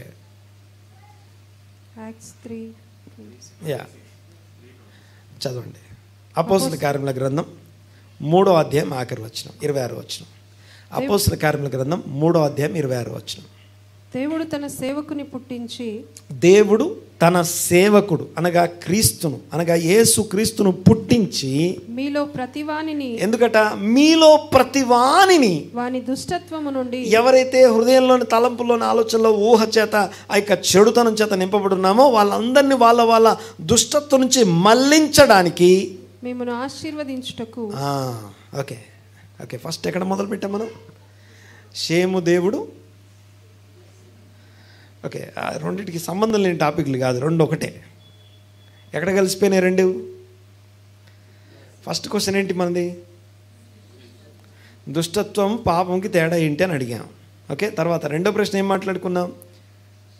షేము దేవుడు దీవించబడుగా కానీ ఎందుకు ఉందని మాట్లాడుకున్నాం. ఓకే, రెండింటికి ఎక్కడ కలిసింది ఇక్కడ? ఫస్ట్ షేము దేవుడు కావాలన్నా, షేము దేవుడు దీవించబడాలన్నా షేము ముందు దేవునితో కలవాలి. దేవునితో ఎలా కలవగలడు? ఆయనలో దుష్టత్వం లేదా? ఆయన లోపల ఈ యొక్క దుష్టత్వానికి సంబంధించిన ఆలోచనలు లేవా? గమనించండి ఒకసారి, ఏమని రాస్తుంది అక్కడ? దేవుడు తన సేవకుని పుట్టించాడట, లేదా తన వాక్యాన్ని ఇచ్చాడట. ఆ సేవకుని పుట్టించడం యొక్క ఉద్దేశం ఏంటి? మనము మన దుష్టత్వం నుంచి మళ్లించబడాలి. To turn back to God, దేవుని తట్టు తిరిగేటట్టు చేయడం కోసం ఒకటి. రెండోది ఏంటంటే ఆశీర్వదించడం కోసం. నీ లోపలున్న దుష్టత్వం నుంచి నువ్వు తప్పించబడకుండా నువ్వు ఆశీర్వదించబడవు. అంటే షేము దేవుడు స్తుతినందునుగాక, షేము దేవుడు ఆశీర్వదించబడునుగాక అనే మాటలో ఏముందంటే, ఒకటి, షేము అనేవాడు తనలో ఉన్నటువంటి దుష్టత్వాన్ని అధిగమించాడు. అందుకే బైబిల్ దేవుని ఆజ్ఞల్లో ప్రధానమైన ఆజ్ఞ ఏంటంటే ఏం చెప్తారు? ప్రధానమైన ఆజ్ఞ, నీ పూర్ణ హృదయంతో, నీ పూర్ణ ఆత్మతో, నీ పూర్ణ వివేకం, నీ పూర్ణ బలంతో నీ తండ్రి అయిన దేవుని ప్రేమించాలి. దేవుణ్ణి ప్రేమించుట అంటే నీ పూర్ణ హృదయం అంటే అర్థం ఏంటంటే, నీ లోపల ఉన్నటువంటి చెడుతనం ఏదైతుందో, ఈవిల్ ఏదైతుందో, ఆ ఈవిల్ని అధిగమిస్తూ దేవుని ఆజ్ఞలను అనుసరించినప్పుడు, మనం దేవుణ్ణి ప్రేమించినప్పుడు మన ఈవిల్ని మనం అధిగమించిన వాళ్ళం అవుతాం. ఓకే, ఈవిల్ని అధిగమించకుండా దేవుని ప్రేమించలేము. బాగా గమనించండి ఒకసారి. ఆ దుష్టత్వాన్ని, చెడుతనాన్ని దేవుడు అసహించుకుంటున్నాడు. ఓకే, సామెతల గ్రంథం 6వ అధ్యాయంలో ఈ మాట రాస్తుంది. 8వ అధ్యాయం 13వ వచనం చదవండి ఒకసారి, మరొకసారి. సామెతలు 8:13, 6వ అధ్యాయం 16వ వచనం. యెహోవా యందు భయభక్తులు కలిగి ఉండుట దుష్టత్వాన్ని. ఏ దుష్టత్వం ఇది? ఎక్కడి నుంచి వస్తుంది? ఇది చూసి ఎక్కడో ఈ ప్రపంచం అంతా దుష్ట ప్రపంచం అండి. అందరిని అసహించుకుంటాం. మన లోపల ఉన్న దుష్టత్వం మాత్రం అలాగే ఉంటుంది. ఎక్కడో దేన్నో అసహించుకోవడం గురించి మాట్లాడలేదు ఇక్కడ. ఏమని రాస్తుంది అక్కడ? యెహోవా యందు భయభక్తులు కలిగి ఉండుట అనే మాటకి అర్థం ఏంటి? నా లోపల ఉన్నటువంటి దుష్టత్వాన్ని, నా తలంపుల్లోని, ఆలోచనలోని, ఊహలో ఏదైతే చెడుతనం వస్తుందో, ఈవిల్ ఏదైతే ఉందో, దాన్ని అసహించుకొనుటయే దేవుని యందు భయభక్తులు కలిగి ఉండుట. మనం ఆయన ఆజ్ఞలు గైకొనుటయే దేవుని ప్రేమించుట. రైట్, చూడండి ఒకసారి. సో 6వ అధ్యాయం 16 వచ్చింది చదమ్మా. 6వ అధ్యాయం 16 వచ్చిన సామెత. యెహోవాకు అసహ్యములైనవి 6 కలవు, 7 ఆయనకు హేయములు. ఓకే, ఇక్కడ ఒక లిస్ట్ రాసి ఉంటుంది. ఓకే, ఇవన్నీ కూడా అవయవాల పేర్లు రాసి ఉంటాయి, కానీ అవన్నీ కూడా లోపల ఉండే విషయాలు. ఓకే, తర్వాత చదువుకుందాం మనం వాటి గురించి. రెగ్యులర్గా ఆ పత్రికలో కనీసం ఒక 4-5 వారాల నుంచి కంటిన్యూగా మనకు పోస్ట్ చేస్తూ ఉన్నారు. ఓకే, రైట్, సరే, కంటిన్యూ చేద్దాం. మన టాపిక్లో ఉందాం. చూడండి ఒకసారి. దేవుడు తన సేవకుని పుట్టించింది ఎందుకట? మనలో ఉన్న దుష్టత్వం నుంచి మనల్ని మళ్లించుటకు మరియు ఆశీర్వదించుటకు. అంటే షేము అనేవాడు అందరికంటే హయ్యెస్ట్ లెవెల్ ఆ స్పిరిచువాలిటీలో ఉండడానికి కారణం ఏంటంటే, ఒకటి, షేము తన అంతరంగంలో ఉన్నటువంటి దుష్టత్వాన్ని అధిగమించడం కోసం సత్యమును అనుసరించాడు. ఇంకొక వచనాన్ని సపోర్ట్ చేస్తాను, చూడండి ఒకసారి. 3 జాన్ 3వ యోహాను పత్రిక 2వ వచనం. 3వ యోహాను పత్రిక 2వ వచనం చదవండి ఒకసారి. ప్రియుడా, నీ ఆత్మ వర్ధిల్లుచున్న ప్రకారం, నీ ఆత్మ, నీ సోల్ వర్ధిల్లుచున్న కొలది నీవు అన్ని విషయములలో వర్ధిల్లుట, ఆశీర్వదించబడుట, అభివృద్ధి చెందడం దేని మీద ఆధారపడి ఉందంటే, చదవమా. నీవు అన్ని విషయాలు వర్ధిల్లుచు సౌఖ్యముగా ఉండవలనని ప్రార్థించుచున్నాను. నెక్స్ట్, నీవు సత్యమును అనుసరించి నడుచుకుని. ఎట్లా తెలిసింది ఈ వ్యక్తి, ఇక్కడ మాట్లాడే వ్యక్తి నువ్వు వర్ధిల్లావు, నీ ఆత్మలో వర్ధిల్లావు అనే సంగతి ఎలా తెలిసిందంటే, ఒక విషయం ద్వారా తెలుస్తుంది. అదేంటంటే, నీవు సత్యమును అనుసరిస్తున్నావు. ఓకే, సత్యానికి ఆపోజిట్ వర్డ్ అబద్ధం. అబద్ధం ఎక్కడ ఉంటుంది? హృదయంలో ఉంటుంది. సో నీ హృదయంలో పుట్టినటువంటి చెడు తలంపుల్ని, ఆలోచనలు ఏవైతే ఉన్నాయో, ఆ అబద్ధంలో, ఆ మోసంలో నువ్వు పడిపోకుండా ఏం చేసావట? సత్యమును అనుసరించి నడుచుకున్నావు. మళ్ళీ చదవమా గట్టిగా, కొంచెం జాగ్రత్తగా అబ్జర్వ్ చేయండి ఒకసారి. నీవు సత్యమును అనుసరించి నడుచుకొనుచున్నావని కనుక సహోదరులు వచ్చి నీ సత్య ప్రవర్తనను నాకు సాక్ష్యం చెప్పినప్పుడు విని బహుగా నేను చాలా సంతోషపడ్డాను. నా పిల్లలు సత్యమును అనుసరించుతున్నారు అనే మాట కంటే నాకు ఎక్కువైన సంతోషం. ఓకే, చాలా మందికి సత్యం అంటే ఏంటంటే, వాళ్ళకు ఒక డాక్టరీన్ ఉంటుంది, అదే వాళ్ళకి సత్యం. ఇంకా వాళ్ళకు ఒక డాక్టరీన్ ఉంటుంది, ఆ డాక్టరీన్ పేరు సత్యం. వేరే వాళ్ళందరిని ఎలా చూస్తారు తెలుసా? సత్యం తెలిసిందా మీకు? మీరు సత్యం తెలుసుకున్నారా? మీరు సత్యం తెలుసుకున్నారా అంటుంటారు. కానీ అసలు విషయం వేరే ఉంది. గమనించండి ఒకసారి. సత్యం అంటే అద్వితీయ సత్యదేవుడు, యేసు ప్రభు సత్యము, పరిశుద్ధాత్ముడు సత్యము, దేవుని వాక్యం అంతా సత్యము. ఆ సత్య వాక్యము మనల్ని మన అబద్ధం నుంచి విడిపించడానికి దేవుడు ఇచ్చినటువంటి వాక్యం. మీన్ ఆ వాక్యం ఎందుకు ఇచ్చాడు దేవుడు, ఎందుకు ధ్యానించాలి మనం? ఏదో సబ్జెక్ట్ తెలుసుకోవడానికి, ఏదో ఇన్ఫర్మేషన్ గ్యాదర్ చేసుకోవడానికి, ఏదో డీప్గా వెళ్ళి ఏదో మన ఏమంటాం ఓవర్ ఎక్సైట్మెంట్ కోసం కాదు కదా. మనలో ఉన్న దుష్టత్వం నుంచి తప్పించబడనంతసేపు ఎంత తెలుసుకున్నా ఎంత గ్రహించినా ప్రయోజనం లేదు. ఎన్నిసార్లు నువ్వు చదివినా బైబిల్ చెప్తారు, మేము ఇన్నిసార్లు చదివాం, మేము ఇన్నిసార్లు చదివేశాం, ఏం ప్రయోజనం లేదు. నీ దుష్టత్వాన్ని తప్పించే ఒక రెవల్యూషన్ ఈరోజు తింటే, ఈరోజు తెలుసుకుంటే, ఈరోజు విని దాన్ని తింటే, దాన్ని అనుభవిస్తే, అది నీ యొక్క నరిష్మెంట్, నీ సోల్ని నరిష్ చేసి, నీ సోల్ అబద్ధము, అసత్యము, చెడుతనము నుంచి తప్పించబడి సత్యమును అనుసరించినప్పుడు అప్పుడు నీవు ఆత్మలో వర్ధిల్లుతున్నావు అని అర్థం. ఆమేన్, ఆమేన్, హల్లెలూయా. సో దుష్టత్వానికి పాపానికి మధ్య పెద్ద తేడా అయితే అర్థమైంది. ఇప్పుడు మళ్ళీ షేమ్ దగ్గరికి వెళ్తాం. సో దేవునికి స్తోత్రం కలుగునుగాక. సో ఒక పర్సన్, ఒక వ్యక్తి ఆత్మీయుడు అనాలంటే, హైయెస్ట్ స్పిరిచువల్ పర్సన్ అనాలంటే, ఆ ఒక్కడే ఎవరితో సంబంధం లేకుండా ఈడొక్కడే దేవునితో ఉండిపోయి ఉపవాసం చేసుకుంటూ, లేకపోతే భక్తి చేసుకుంటూ, పాటలు పాడుకుంటూ, ఆరాధించుకుంటూ, దాన్ని స్పిరిచువాలిటీ అనరు. స్పిరిచువాలిటీ అంటే అది ఇన్ఫ్లుయెన్స్ చేస్తుంది, ప్రభావితం చేస్తుంది. ఆమేన్. ఓకే, ఏం మాట్లాడుతున్నాం మనం ఇప్పుడు? దీవెన, ఆశీర్వాదం కావచ్చు, లేకపోతే ఆ యొక్క దేవునితో హత్తుకొని ఉండే షేము లాంటి జీవితం ఏదైతుందో, ఆ జీవితం వెనకాల ఉన్న రహస్యం ఏంటంటే ఇన్ఫ్లుయెన్స్. ఎలాంటి ఇన్ఫ్లుయెన్స్ అంటే, కొంతమంది ఏమో ఆయన దగ్గరికి ఎలా వస్తున్నారట, బలవంతంగా, లేకపోతే వాళ్ళకి అవకాశం అన్నీ, వాళ్ళ హక్కులు వాళ్ళు కోల్పోయి అమ్మేసుకొని దాసులై ఆయన యాజమాన్యం కిందకి వస్తారు. ఒక ఆత్మీయుడి యాజమాన్యం క్రింద వాళ్ళు బ్రతుకుతారు. ఆత్మని యాజమాన్యం కింద నీకు ఇష్టం ఉన్నా ఇష్టం లేకపోయినా ఏం చేయాలి? ఆ దేవుని అనుసరించాల్సిందేగా. ఓకే, మేము పనిచేసే కంపెనీలో ప్రార్థన జరుగుద్ది. ప్రార్థన జరిగేటప్పుడు మాకు మాట చెప్తారు. ఏంటో తెలుసా? వచ్చే వాళ్ళందరికీ ఇష్టం ఉన్నా ఇష్టం లేకపోయినా, దీనికి ఓనర్ మా దేవుడు, దీనికి ఓనర్ మా దేవుడు, ఆ దేవుని ప్రార్థన అయిన తర్వాతే మేము పని మొదలు పెడతాం, మీకు ఇష్టం లేకపోతే బయట ఉండండి అని చెప్తారు. సో అలాంటప్పుడు ఏమవుతుంది? వేరే ఆప్షన్ లేదు, ఇంకా జాయిన్ అయితే జాయిన్ అవుతుంది. కానీ ఇది రైట్స్ ఉండి జాయిన్ అవ్వకపోవడం అనే ఆప్షన్ ఉండొచ్చేమో, కానీ యాజమాన్యం క్రిందికి వచ్చే ఆ యొక్క బానిసలు ఎవరైతే ఉన్నారో వాళ్ళకి ఆప్షన్ కూడా ఉండదు. వాళ్ళకి ఆప్షన్ కూడా ఉండదు. చచ్చినట్టు యజమానుని యొక్క దేవుణ్ణి ఆరాధించాల్సిందే, యజమానుని దేవుని సంగతులు నేర్చుకోవాల్సిందే, తప్పదు ఇంకా. సో ఆ హక్కులు కోల్పోయి దాసులై దేవుని యాజమాన్యం క్రిందికి రావడం ఒకటైతే, దానికంటే ముందు ఇంకోటి ఏం చూసాం? తమంతట తాము వాలంటీర్గా వచ్చి, దేవా ఈ దేవుడు సత్యదేవుడు, ఈ సత్యదేవుని దగ్గర నన్ను సబ్మిట్ చేసుకొని నేనేం చేయాలి? ఆయన కట్టడలు నేర్చుకుంటాను. ఆమేన్.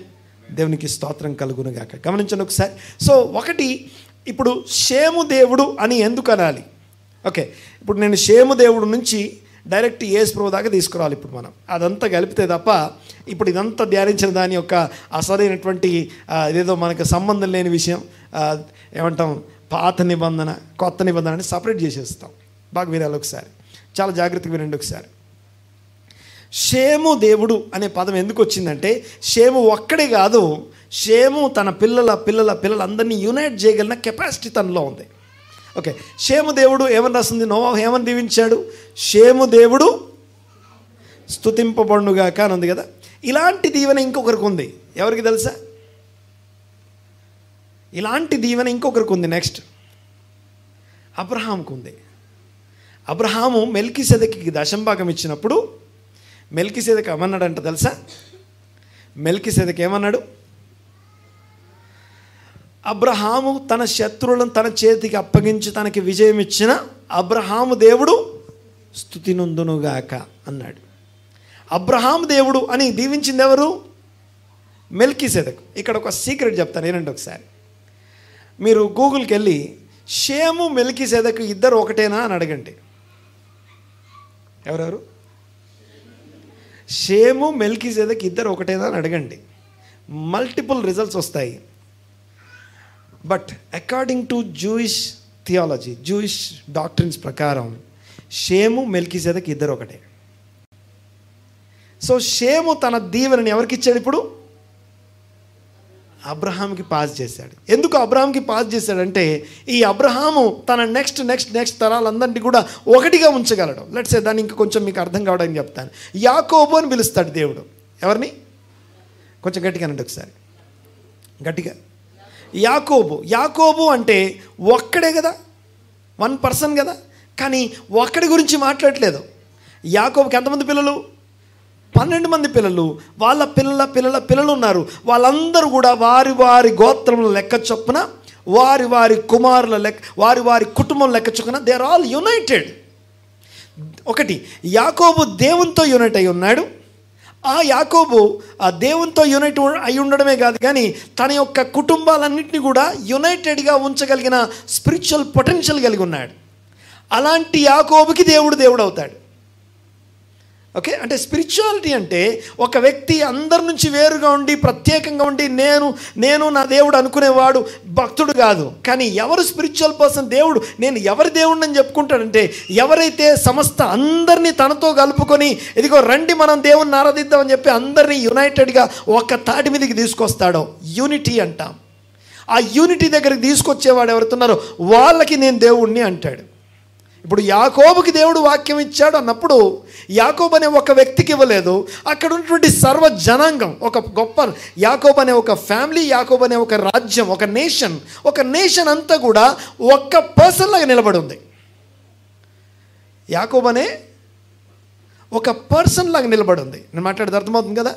యాకోబు అనే ఒక వ్యక్తి, తన కుటుంబం, ఓకే, తన 2 భార్యలు, లేకపోతే 12 మంది పిల్లలు, తర్వాత వాళ్ళ పిల్లలు వీళ్ళందరూ కూడా నిలబడితే ఎలా ఉన్నారు? ఇప్పుడు వాళ్ళందరూ ఎలా కనబడుతున్నారు? They are all looking like 1 person. ఈ 1 పర్సన్ అనే సంగతి మనకు అర్థం కాకపోతే గమనించండి ఒకసారి, మనమందరము క్రీస్తు యేసు శరీరంలో అవయవాలము అనే సంగతి మనకు అర్థం కాదు. ఇక్కడ ఇంతమంది ఉన్నాం, నా థాట్స్ నావే, నీ థాట్స్ నీవే నువ్వు అంటున్నప్పుడు మనం ఏం చేస్తున్నాం తెలుసా? We are not uniting.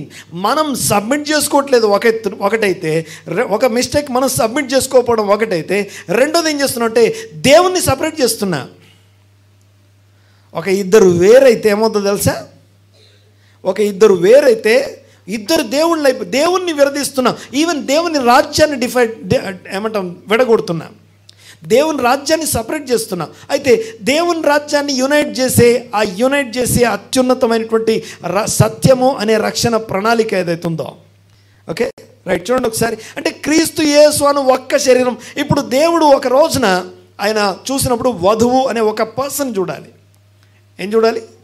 వధువు అనే ఒక పర్సన్ చూడాలి. అందులో చాలామంది ఉంటారు, అందరూ కూడా యునైటెడ్గా ఉంటారు. అందరూ వస్త్రధారణ ఒకటే, అందరూ ఆలోచన విధానం ఒకటే.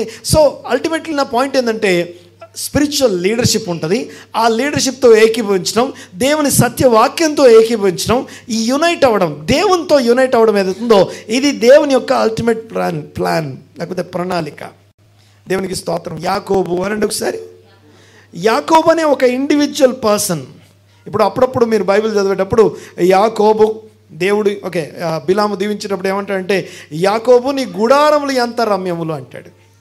యాకోబు అంటే ఒకటి, గుడారములు అంటే చాలా, ఓకే, రమ్యము అంటే సింగులర్ మళ్ళీ, ఓకే. అంటే నీ గుడారాలన్నీ ఎలా ఉన్నాయంటే ఒక గుడారంలాగా, ఒక వ్యక్తి గుడారంలాగా ఉన్నాయి ఇవన్నీ కూడా.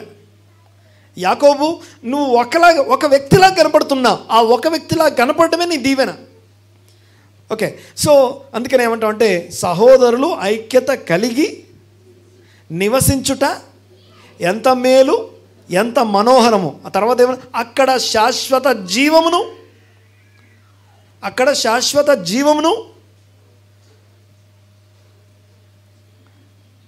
చెప్పట్లేదు ఎవరు?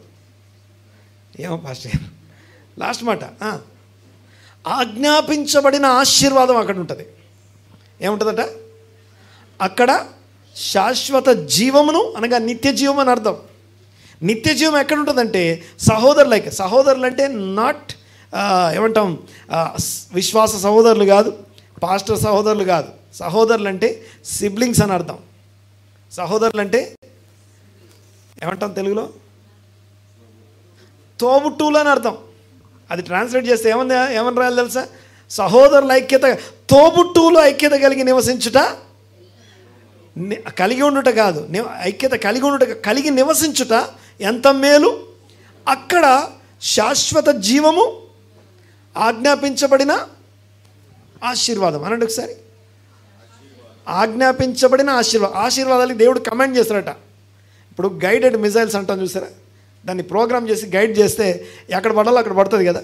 సో ఈ ఆశీర్వాదాలని మిజైల్స్ గైడ్ చేయబడి ఎక్కడ పడాలంటే ఎక్కడ ఐక్యత కలిగి నివసిస్తారో వాళ్ళ మీద పడమని చెప్పాడు. నువ్వు ఎక్కడున్నా అక్కడికి వచ్చి పడిపోతాయి. అక్కడ ఆజ్ఞాపించబడిన ఆశీర్వాదం అక్కడ ఉంటుందట.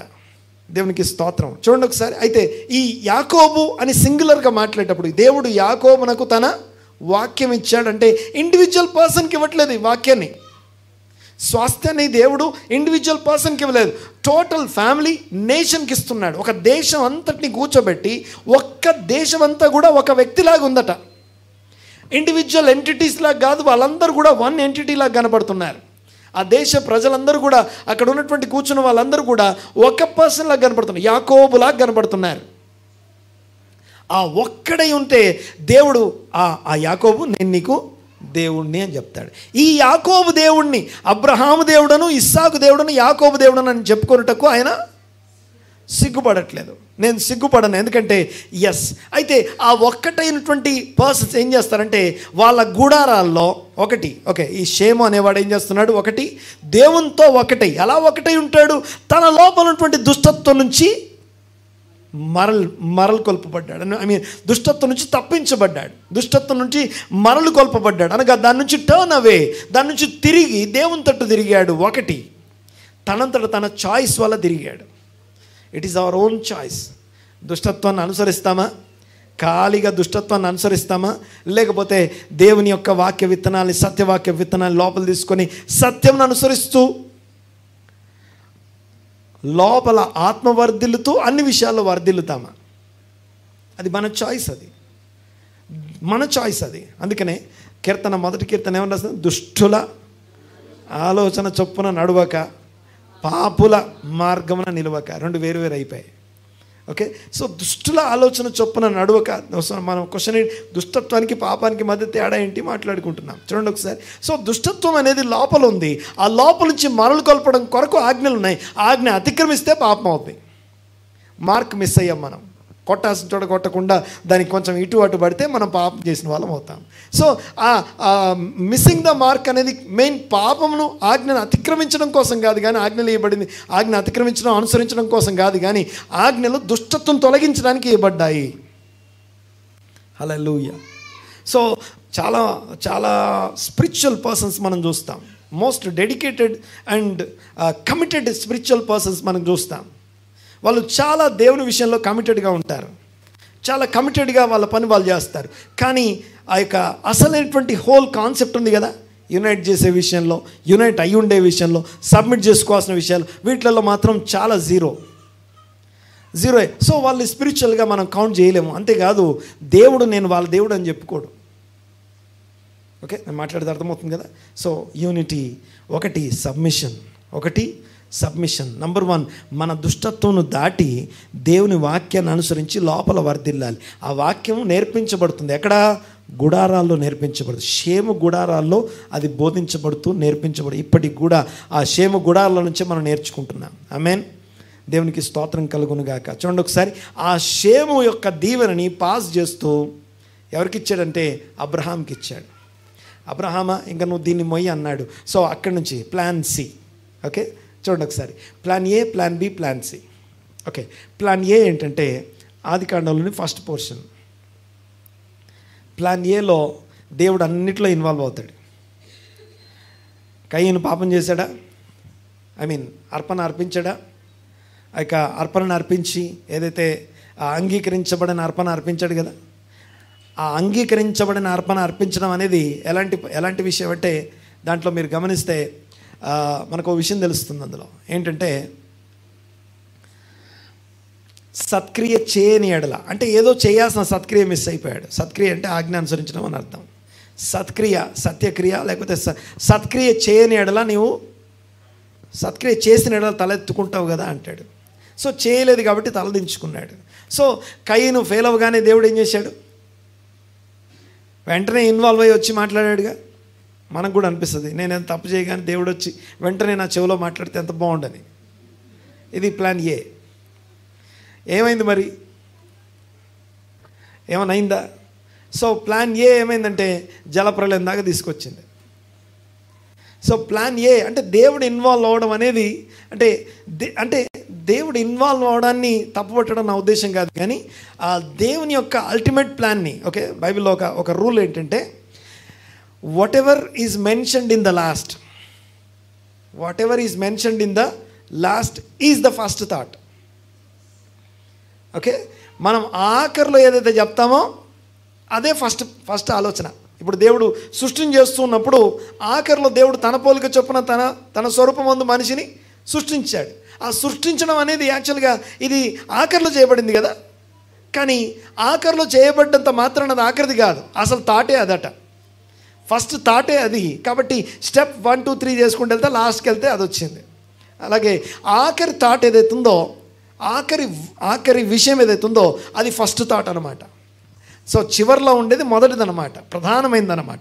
అలాగే ఇప్పుడు ప్లాన్ సి అనేది ప్లాన్ ఏ ప్లాన్ బి రెండు చూపించి ప్లాన్ సి చెప్పాడు దేవుడు అంటే ప్లాన్ సి అనేది గొప్పది. అది చూపించడం కోసం ముందు 2 ఫెయిల్ అయ్యి ఇది ఫెయిల్ అవుద్ది, ఇది ఫెయిల్ అవుద్ది, ఇది మంచిది అని చెప్పాలి. ఓకే, అర్థమైంది కదా. ప్లాన్ ఏ ఏంటంటే ఆ యొక్క జలప్రలయం వరకు ఉన్నటువంటి భాగాన్ని ప్లాన్ ఏతో పోలుస్తాం. అక్కడ దేవుడు ఇన్వాల్వ్ అవుతాడు అన్నింటిలోకి. సో దేవుడు తనంతట తాను ఇన్వాల్వ్ అవ్వడం ఏదైతుందో అంటే దేవుడు సర్వాధికారం కలిగి దేవుడు ఇన్వాల్వ్ అవుతూ ఉండడం. మనిషికి సొంత చిత్తం ఉన్నప్పటికీ ఇన్వాల్వ్ అయినా సరే జలప్రలయం మనిషి యొక్క చెడుతనం నుంచి అది తప్పించబడలేదు. Plan A. ప్లాన్ బి ఏంటంటే మనిషికే సర్వ హక్కులు ఇక మనిషిలో ఇన్వాల్వ్ అవ్వకుండా మనిషిని తన సొంతానికి వదిలేయడం, తనంతట తానే ఆలోచించుకోవడానికి పూర్తిగా వదిలేయడం. ఈ పూర్తిగా వదిలేయడం వల్ల ఏం జరిగింది అంటే బాబేలు గోపురం వచ్చింది. ఏమొచ్చిందండి? బాబేలు గోపురం. చూడండి ఒకసారి, ప్లాన్ ఏ ఫెయిల్ అయ్యి ఎక్కడికి వచ్చింది?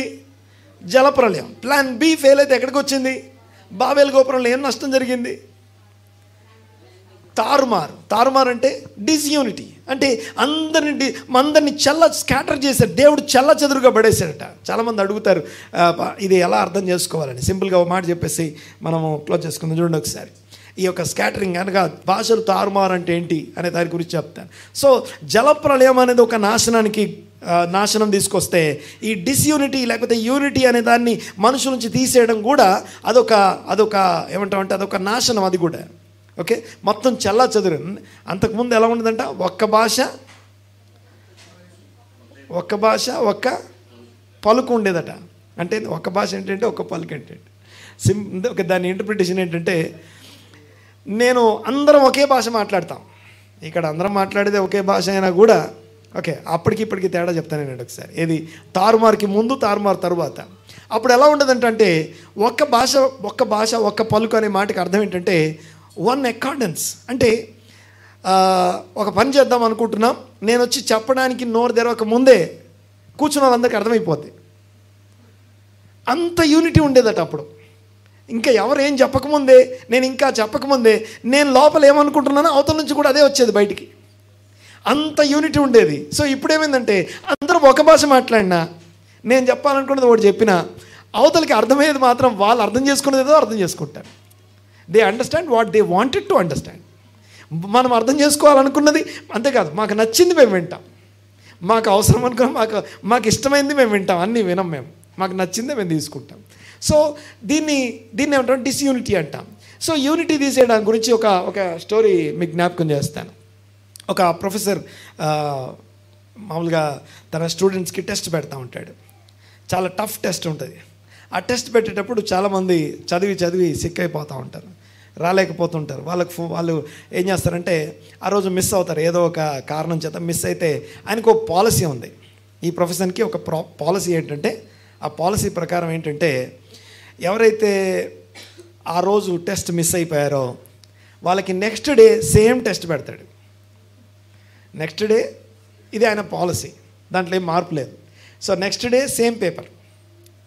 సో ఒకరోజు ఒక టెస్ట్ టైం అయిపోయింది, ఫైనల్ టెస్ట్ అది. ఆ ఫైనల్ టెస్ట్ టైంలో 4 స్టూడెంట్స్ ఫోన్ చేసి మాట్లాడుతున్నారు, గట్టిగా అరుస్తూ ఉన్నారు. ప్రొఫెసర్ మాకు లేట్ అయిపోయింది, మేము రాలేకపోయాము. ఎందుకు ఏమైంది అంటే వాళ్ళు అరుస్తూ ఉన్నారు అవతల నుంచి, మేము చాలా హడావుడి పడుతున్నారు. అంటే మేము రాలేకపోతున్నాం, మమ్మల్ని ఎక్స్క్యూజ్ చేయండి అని అడగాలన్నమాట. సో ఫైనల్గా వాళ్ళు అడిగిన క్వశ్చన్ వాళ్ళు చెప్పేది ఏంటంటే మా టైర్ ఫ్లాట్ అయింది, మా టైర్ పంక్చర్ అయిపోయింది, లేకపోతే మా టైర్ ఫ్లాట్ అయింది కాబట్టి మేము రాలేకపోతున్నాం. అంటే సరే రేపు రాదుర్లేండి అని చెప్పాడు. సో నెక్స్ట్ డే 4 వచ్చారు. ఎవరండి? నెక్స్ట్ డే 4 వచ్చారు. ఈ 4 వచ్చేలోపు ముందు రోజు పేపర్ మొత్తం చూసుకొని వచ్చారు. వాళ్ళు నడిచే విధానం చూస్తే అర్థమవుతుంది, చాలా గర్వంగా అహంకారంతో నడుస్తున్నారు. సో రాసి పడేద్దాం అని చెప్పి వస్తున్నారు. సో ప్రొఫెసర్ ఏం చేశాడంటే ఆ రూమ్లో యునైటెడ్గా తప్పు చేస్తున్నారు వీళ్ళు, యునైటెడ్గా పాలసీని వైలేట్ చేస్తున్నారు, దాన్ని మిస్యూజ్ చేస్తున్నారు. ఆయన యొక్క పాలసీని, దానికి ఉన్న పర్పస్ వేరు, దాన్ని మిస్యూజ్ చేస్తున్నారు. సో ఆయన ఏం చేశాడంటే 4 రూమ్లోకి పిలిచి ఒక హాల్లో కూర్చోబెట్టి 4 4 మూలలో కూర్చోబెట్టాడు. 4 4 మూలలో కూర్చోబెట్టి 4 వైట్ పేపర్లు ఇచ్చాడు. మీరు టెస్ట్ అంతా రాయాల్సిన అవసరం లేదు, ఒకటే క్వశ్చన్ అడుగుతాను, ఒకటే ఆన్సర్ రాయాలి, జస్ట్ 1 వర్డ్ ఆన్సర్ రాయాలి అన్నాడు. ఒకటే క్వశ్చన్. ఓకే, అందరు వింటున్నారు కదా? 4 4 మూలలో ఉన్నారు, రాసి పేపర్ బోర్లు వేసేసి వెళ్ళిపోండి. ఓకే, 4 4 మూలలో కూర్చోబెట్టాడు. క్వశ్చన్ ఒకటే, 1 వర్డ్ ఆన్సర్. ఏ టైర్ ఫ్లాట్ అయిందని అడిగాడు. సో దీన్ని స్కాటరింగ్ అంటాం. దేవుడు డెలిబరేట్గా అనగా ఆ యొక్క మనుషులందరినీ ఆ యొక్క భాషలు తారుమారు చేయడం యొక్క ఉద్దేశం అది. అప్పుడున్నటువంటి ఆ యొక్క ఐక్యత నాశనానికి లేకపోతే లోపల ఈవిల్ కోసం ఆ ఐక్యత వాడుతున్నప్పుడు దేవుడు ఏం చేశాడంటే వాళ్ళలో ఉన్నటువంటి ఆ ఐక్యతను తీసేసి ఈవిల్ నుంచి తప్పించడం కోసం ముందు అందరినీ చెల్లచెదురు చేశాడు. దేవుడు చెల్లచెదురు చేసిన తర్వాత దేవుడు మరల వారికి తన దాసుని తన సేవకుని పుట్టించి వారి దుష్టత్వం నుంచి వారిని మరల్చడానికి. దేవునికి స్తోత్రం కలుగును గాక. హల్లెలూయా. రైట్, చూడండి ఒకసారి. ప్లాన్ ఏలో దేవుడు ఇన్వాల్వ్ అయ్యాడు. దేవుడు ఇన్వాల్వ్ అయ్యే ప్లాన్ ఏ అయితే అది జలప్రలయంతో ముగించబడితే, ప్లాన్ బి మనుషులకే సొంత వాళ్ళు ఇష్టం వచ్చినట్టు వెళ్ళిపోవచ్చు. ఎక్కడ చెల్ల చెదురు అయ్యే పరిస్థితి తెచ్చుకున్నారు. దేవుడు వచ్చి చూద్దామని వచ్చాడట లాస్ట్కి. వాళ్ళు ఎలా ఉన్నారో చూద్దామని అప్పటిదాకా అంటే వాళ్ళకి వదిలేశాడు. సో ఫైనల్గా చూస్తే వాళ్ళ యూనిటీని ఈవిల్ కోసం వాడుతున్నారు. సో అందుకని వాళ్ళ యూనిటీని డిస్టర్బ్ చేస్తే వాళ్ళు భూమి చెల్ల చెదురుగా విసిరివేయబడ్డారు, స్కాటర్ చేయబడ్డారు. తర్వాత గమనించండి ఒకసారి. ఇప్పుడు plan C, the plan of Christ అంటాం. క్రీస్తు యేసునందు అందరినీ ఒక్క శరీరంగా మార్చాలి. సో ఫైనల్గా ఒక్క మాట చెప్పేసి నేను క్లోజ్ చేస్తాను. అందరినీ ఒక్క శరీరంగా. షేము దేవుడు దీవించబడును గాక. ఓకే, నెక్స్ట్ వాళ్ళు కనాను శపించబడి షేముకి దాసుడవుతాడు. అంటే ఇక వేరే ఆప్షన్ లేదు. ఆ యొక్క స్పిరిచువల్ పర్సన్ ఎవరైతే తాను చెడుతనాన్ని అధిగమించి దేవుని వాక్యాన్ని అంగీకరించి దేవుణ్ణి హత్తుకొని స్పిరిచువల్గా జీవిస్తున్న షేము అనే దేవుడు ఉన్నాడు కదా, ఆ షేము దేవుడు అనబడుతున్నటువంటి ఆ దేవుడు ఎవరైతే ఉన్నారో ఆ దేవుణ్ణి హత్తుకున్న షేముకి కనాన్ ఏమయ్యాడు? ఇప్పుడు దాసుడయ్యాడు. తర్వాత ఇంకొకరు ఏమయ్యారు? వాలంటీర్గా నేను కూడా ఆ దేవుని ఆజ్ఞలను అనుసరిస్తాను, ఆ దేవుని కట్టలని షేము గుడారానికి వచ్చి నేర్చుకుంటున్నారు. సో అల్టిమేట్లీ ఒకరేమో ఆప్షన్ లేకుండా దేవుని సన్నిధికి వచ్చారు, ఒకరేమో వాలంటీర్గా వచ్చి నేర్చుకుంటున్నారు. సరే, సేమ్ టాపిక్ని ఇంకొక విషయం చెప్పేసి నేను ముగిస్తాను. ఫైనల్గా ఇశ్రాయేలు, యాకోబు, ఇశ్రాయేలు అనండి ఒకసారి. యాకోబు అంటేనేమో సింగులర్, ఒక పర్సన్, వాళ్ళ ఫ్యామిలీ. యాకోబు 12 మంది పిల్లలు, వాళ్ళ పిల్లలు, ఒక దేశం అంతా కలిసి నిలబడితే వాళ్ళందరూ కూడా ఒక దేశం నిలబడట్లేదట, వాళ్ళందరూ కూడా ఒక వ్యక్తిలాగా కనపడుతున్నారట. They are all looking like one person, ఒక వ్యక్తిలాగా నిలబడ్డారు. సో యాకోబు అని రాసిన ప్రతిసారి నాకు తెలియాల్సిన విషయం ఏంటంటే ఒక వ్యక్తి, ఈ వ్యక్తి ఎవరంటే ఇశ్రాయేల్ కుటుంబాలన్నీ కలిపి ఉన్నటువంటి 1 పర్సన్ అని అర్థం. మరి ఇశ్రాయేల్ అంటే అర్థం ఏంటి? ఇశ్రాయేల్ అంటే అర్థం ఏంటి? బాగా వినాలి ఒకసారి. ఇశ్రాయేల్ అని యాకోబు ఎప్పుడు ఇశ్రాయేల్ అయ్యాడు? ఓకే, నేను చెప్తానంట, మీరు టెన్షన్ పడకండి. యాకోబు ఎప్పుడు ఇశ్రాయేల్ అయ్యాడంటే ఒక రాత్రి దేవుని ప్రార్థన చేసి నన్ను ఏమడిగాడు? ఆయన దీవించమని అడిగాడు. ఆశీర్వాదం ఎప్పుడు వస్తుందని చెప్పాను ఇందాక. 2 జరిగితే కానీ ఆశీర్వాదం రాదు. 1 సకల ఆశీర్వాదాలకి కారణభూతుడైన దేవునితో హత్తుకొనుట, 2 దుష్టత్వం నుంచి మళ్లించబడాలి. దుష్టత్వం నుంచి మళ్లించబడిన వ్యక్తి దేవుణ్ణి హత్తుకుంటే దీవించబడతాడు. సో ఇప్పుడు యాకోబు ఏమంటున్నాడు? నన్ను దీవించు అని అడుగుతున్నాడు. అంటే యాకోబు ఏమంటున్నాడంటే నన్ను నా దుష్టత్వం నుంచి నేను మళ్లించబడడానికి ఇష్టపడుతున్నాను, సత్యదేవుడైన నీతో నేను కలిసి ఉండడానికి ఇష్టపడుతున్నాను, నాకు నువ్వే ప్రాముఖ్యమని చెప్తున్నాడు. సో దేవుడు యాకోబుని ఏమన్నాడంటే నీ పేరు ఇక నుండి యాకోబు కాదు, ఇశ్రాయేల్. ఇశ్రాయేల్ అనే మాటకి అర్థం ఏంటంటే, ఇశ్రాయేల్ అనే పదం మీరు బైబిల్లో ఎప్పుడు చూసినా యాకోబు అంటేనేమో టోటల్ ఫ్యామిలీ, అంటే ఒక నేషన్ మొత్తం యాకోబే. యాకోబు అనగా ఇశ్రాయేల్ దేశం అంతా కూడా యాకోబే. అయితే ఇశ్రాయేల్ ఎప్పుడంటే ఈవెన్ అన్యజనులు కూడా, ఈవెన్ నువ్వు నేను కూడా నీ దేవుడే నా దేవుడు, నీ జనమే నా జనం అని చెప్పి వాళ్ళతో ఏకీపించి ఆ షేము గుడాలలో కూర్చొని నేర్చుకోవడానికి వెళ్ళామనుకోండి, అలా వెళ్తే కూడా వాళ్ళని అకామిడేట్ చేసుకోవడానికి సిద్ధంగా ఉన్నటువంటి వారిని ఇశ్రాయేల్ అంటాం. ఇశ్రాయేల్ అంటే సంఘము అని అర్థం. సంఘము అంటే ఎవరినైనా మనలోనికి కలుపు. ఇప్పుడు ఎప్పుడన్నాడు ఇశ్రాయేల్ అని ఆ మాట? ఇప్పుడు తన మీద కత్తెత్తి తనని చంపడానికి సిద్ధపడి తనను చంపడం కోసం వస్తున్నటువంటి అన్న తెల్లవారి కలుసుకోవాలి అన్నని. ఆ సహోదరుని చంపడానికి వచ్చే సహోదరుని కలుసుకోవాలి ఇప్పుడు. కానీ ఆ సహోదరుని గురించి తనకున్న అభిప్రాయం ఏంటంటే ఆ సహోదరుని కోసం ఆల్రెడీ గిఫ్ట్లు పంపించాడు, ఆల్రెడీ సమాధాన పడడానికి ఇష్టపడుతున్నాడు. సో అంటే తనతో కలుపుకోవడానికి, తనతో ఉండడం కోసం, వారిని అకామిడేట్ చేయడం కోసం తన శత్రువును కూడా తనతో అకామిడేట్ చేసుకోవడం, అనగా శత్రువులకు కూడా ఒక అకామిడేట్ చేసి తనతో ఐక్యపరచుకోవడానికి ఇష్టపడే యాకోబు మారాడు గనుక ఇప్పుడు ఆయన పేరు ఏం పేరు? ఇశ్రాయేల్. సో ఇశ్రాయేల్కి యాకోబుకి తేడా. యాకోబు అంటే ఒక పర్సన్, ఇండివిజువల్ పర్సన్ కాదు. షేము దేవుడు అంటే షేమ్ అనే ఒక స్పిరిచువల్ ఒక పర్సన్ కాదు. షేమ్ యొక్క పిల్లల అందరినీ యునైట్ చేయగలిగిన కెపాసిటీ, ఎబిలిటీ కలిగి ఆ యొక్క స్పిరిచువల్ ఇన్ఫ్లుయెన్స్ కలిగిన వ్యక్తిని, ఆ వ్యక్తిని పట్టుకొని నేను నీ దేవుడిని అంటాడు దేవుడు. యాకోబు తన పిల్లలందరినీ కలిపి యునైట్ చేసి యాకోబు దేవుడు అవుతాడు. సో దేవుడు యాకోబుకి దేవుడు అవుతాడు. ఇశ్రాయేలుకి దేవుడు ఎలా అవుతాడంటే అన్యజనులు కూడా తనలోనికి వచ్చి అకామిడేట్ చేయగలిగిన స్పేస్ని క్రియేట్ చేయగలిగితే, ఇన్ఫ్లుయెన్స్ చేయగలిగే కెపాసిటీ ఉంటే అప్పుడేమంటాం? ఇశ్రాయేలు సంఘము. ఆ ఇశ్రాయేల్ ప్లాన్ సి అంటాం దీన్నే. క్రీస్తు యేసున దేవుడు అబ్రహామునకు సంతానం ఇచ్చాడు, క్రీస్తునిచ్చాడు.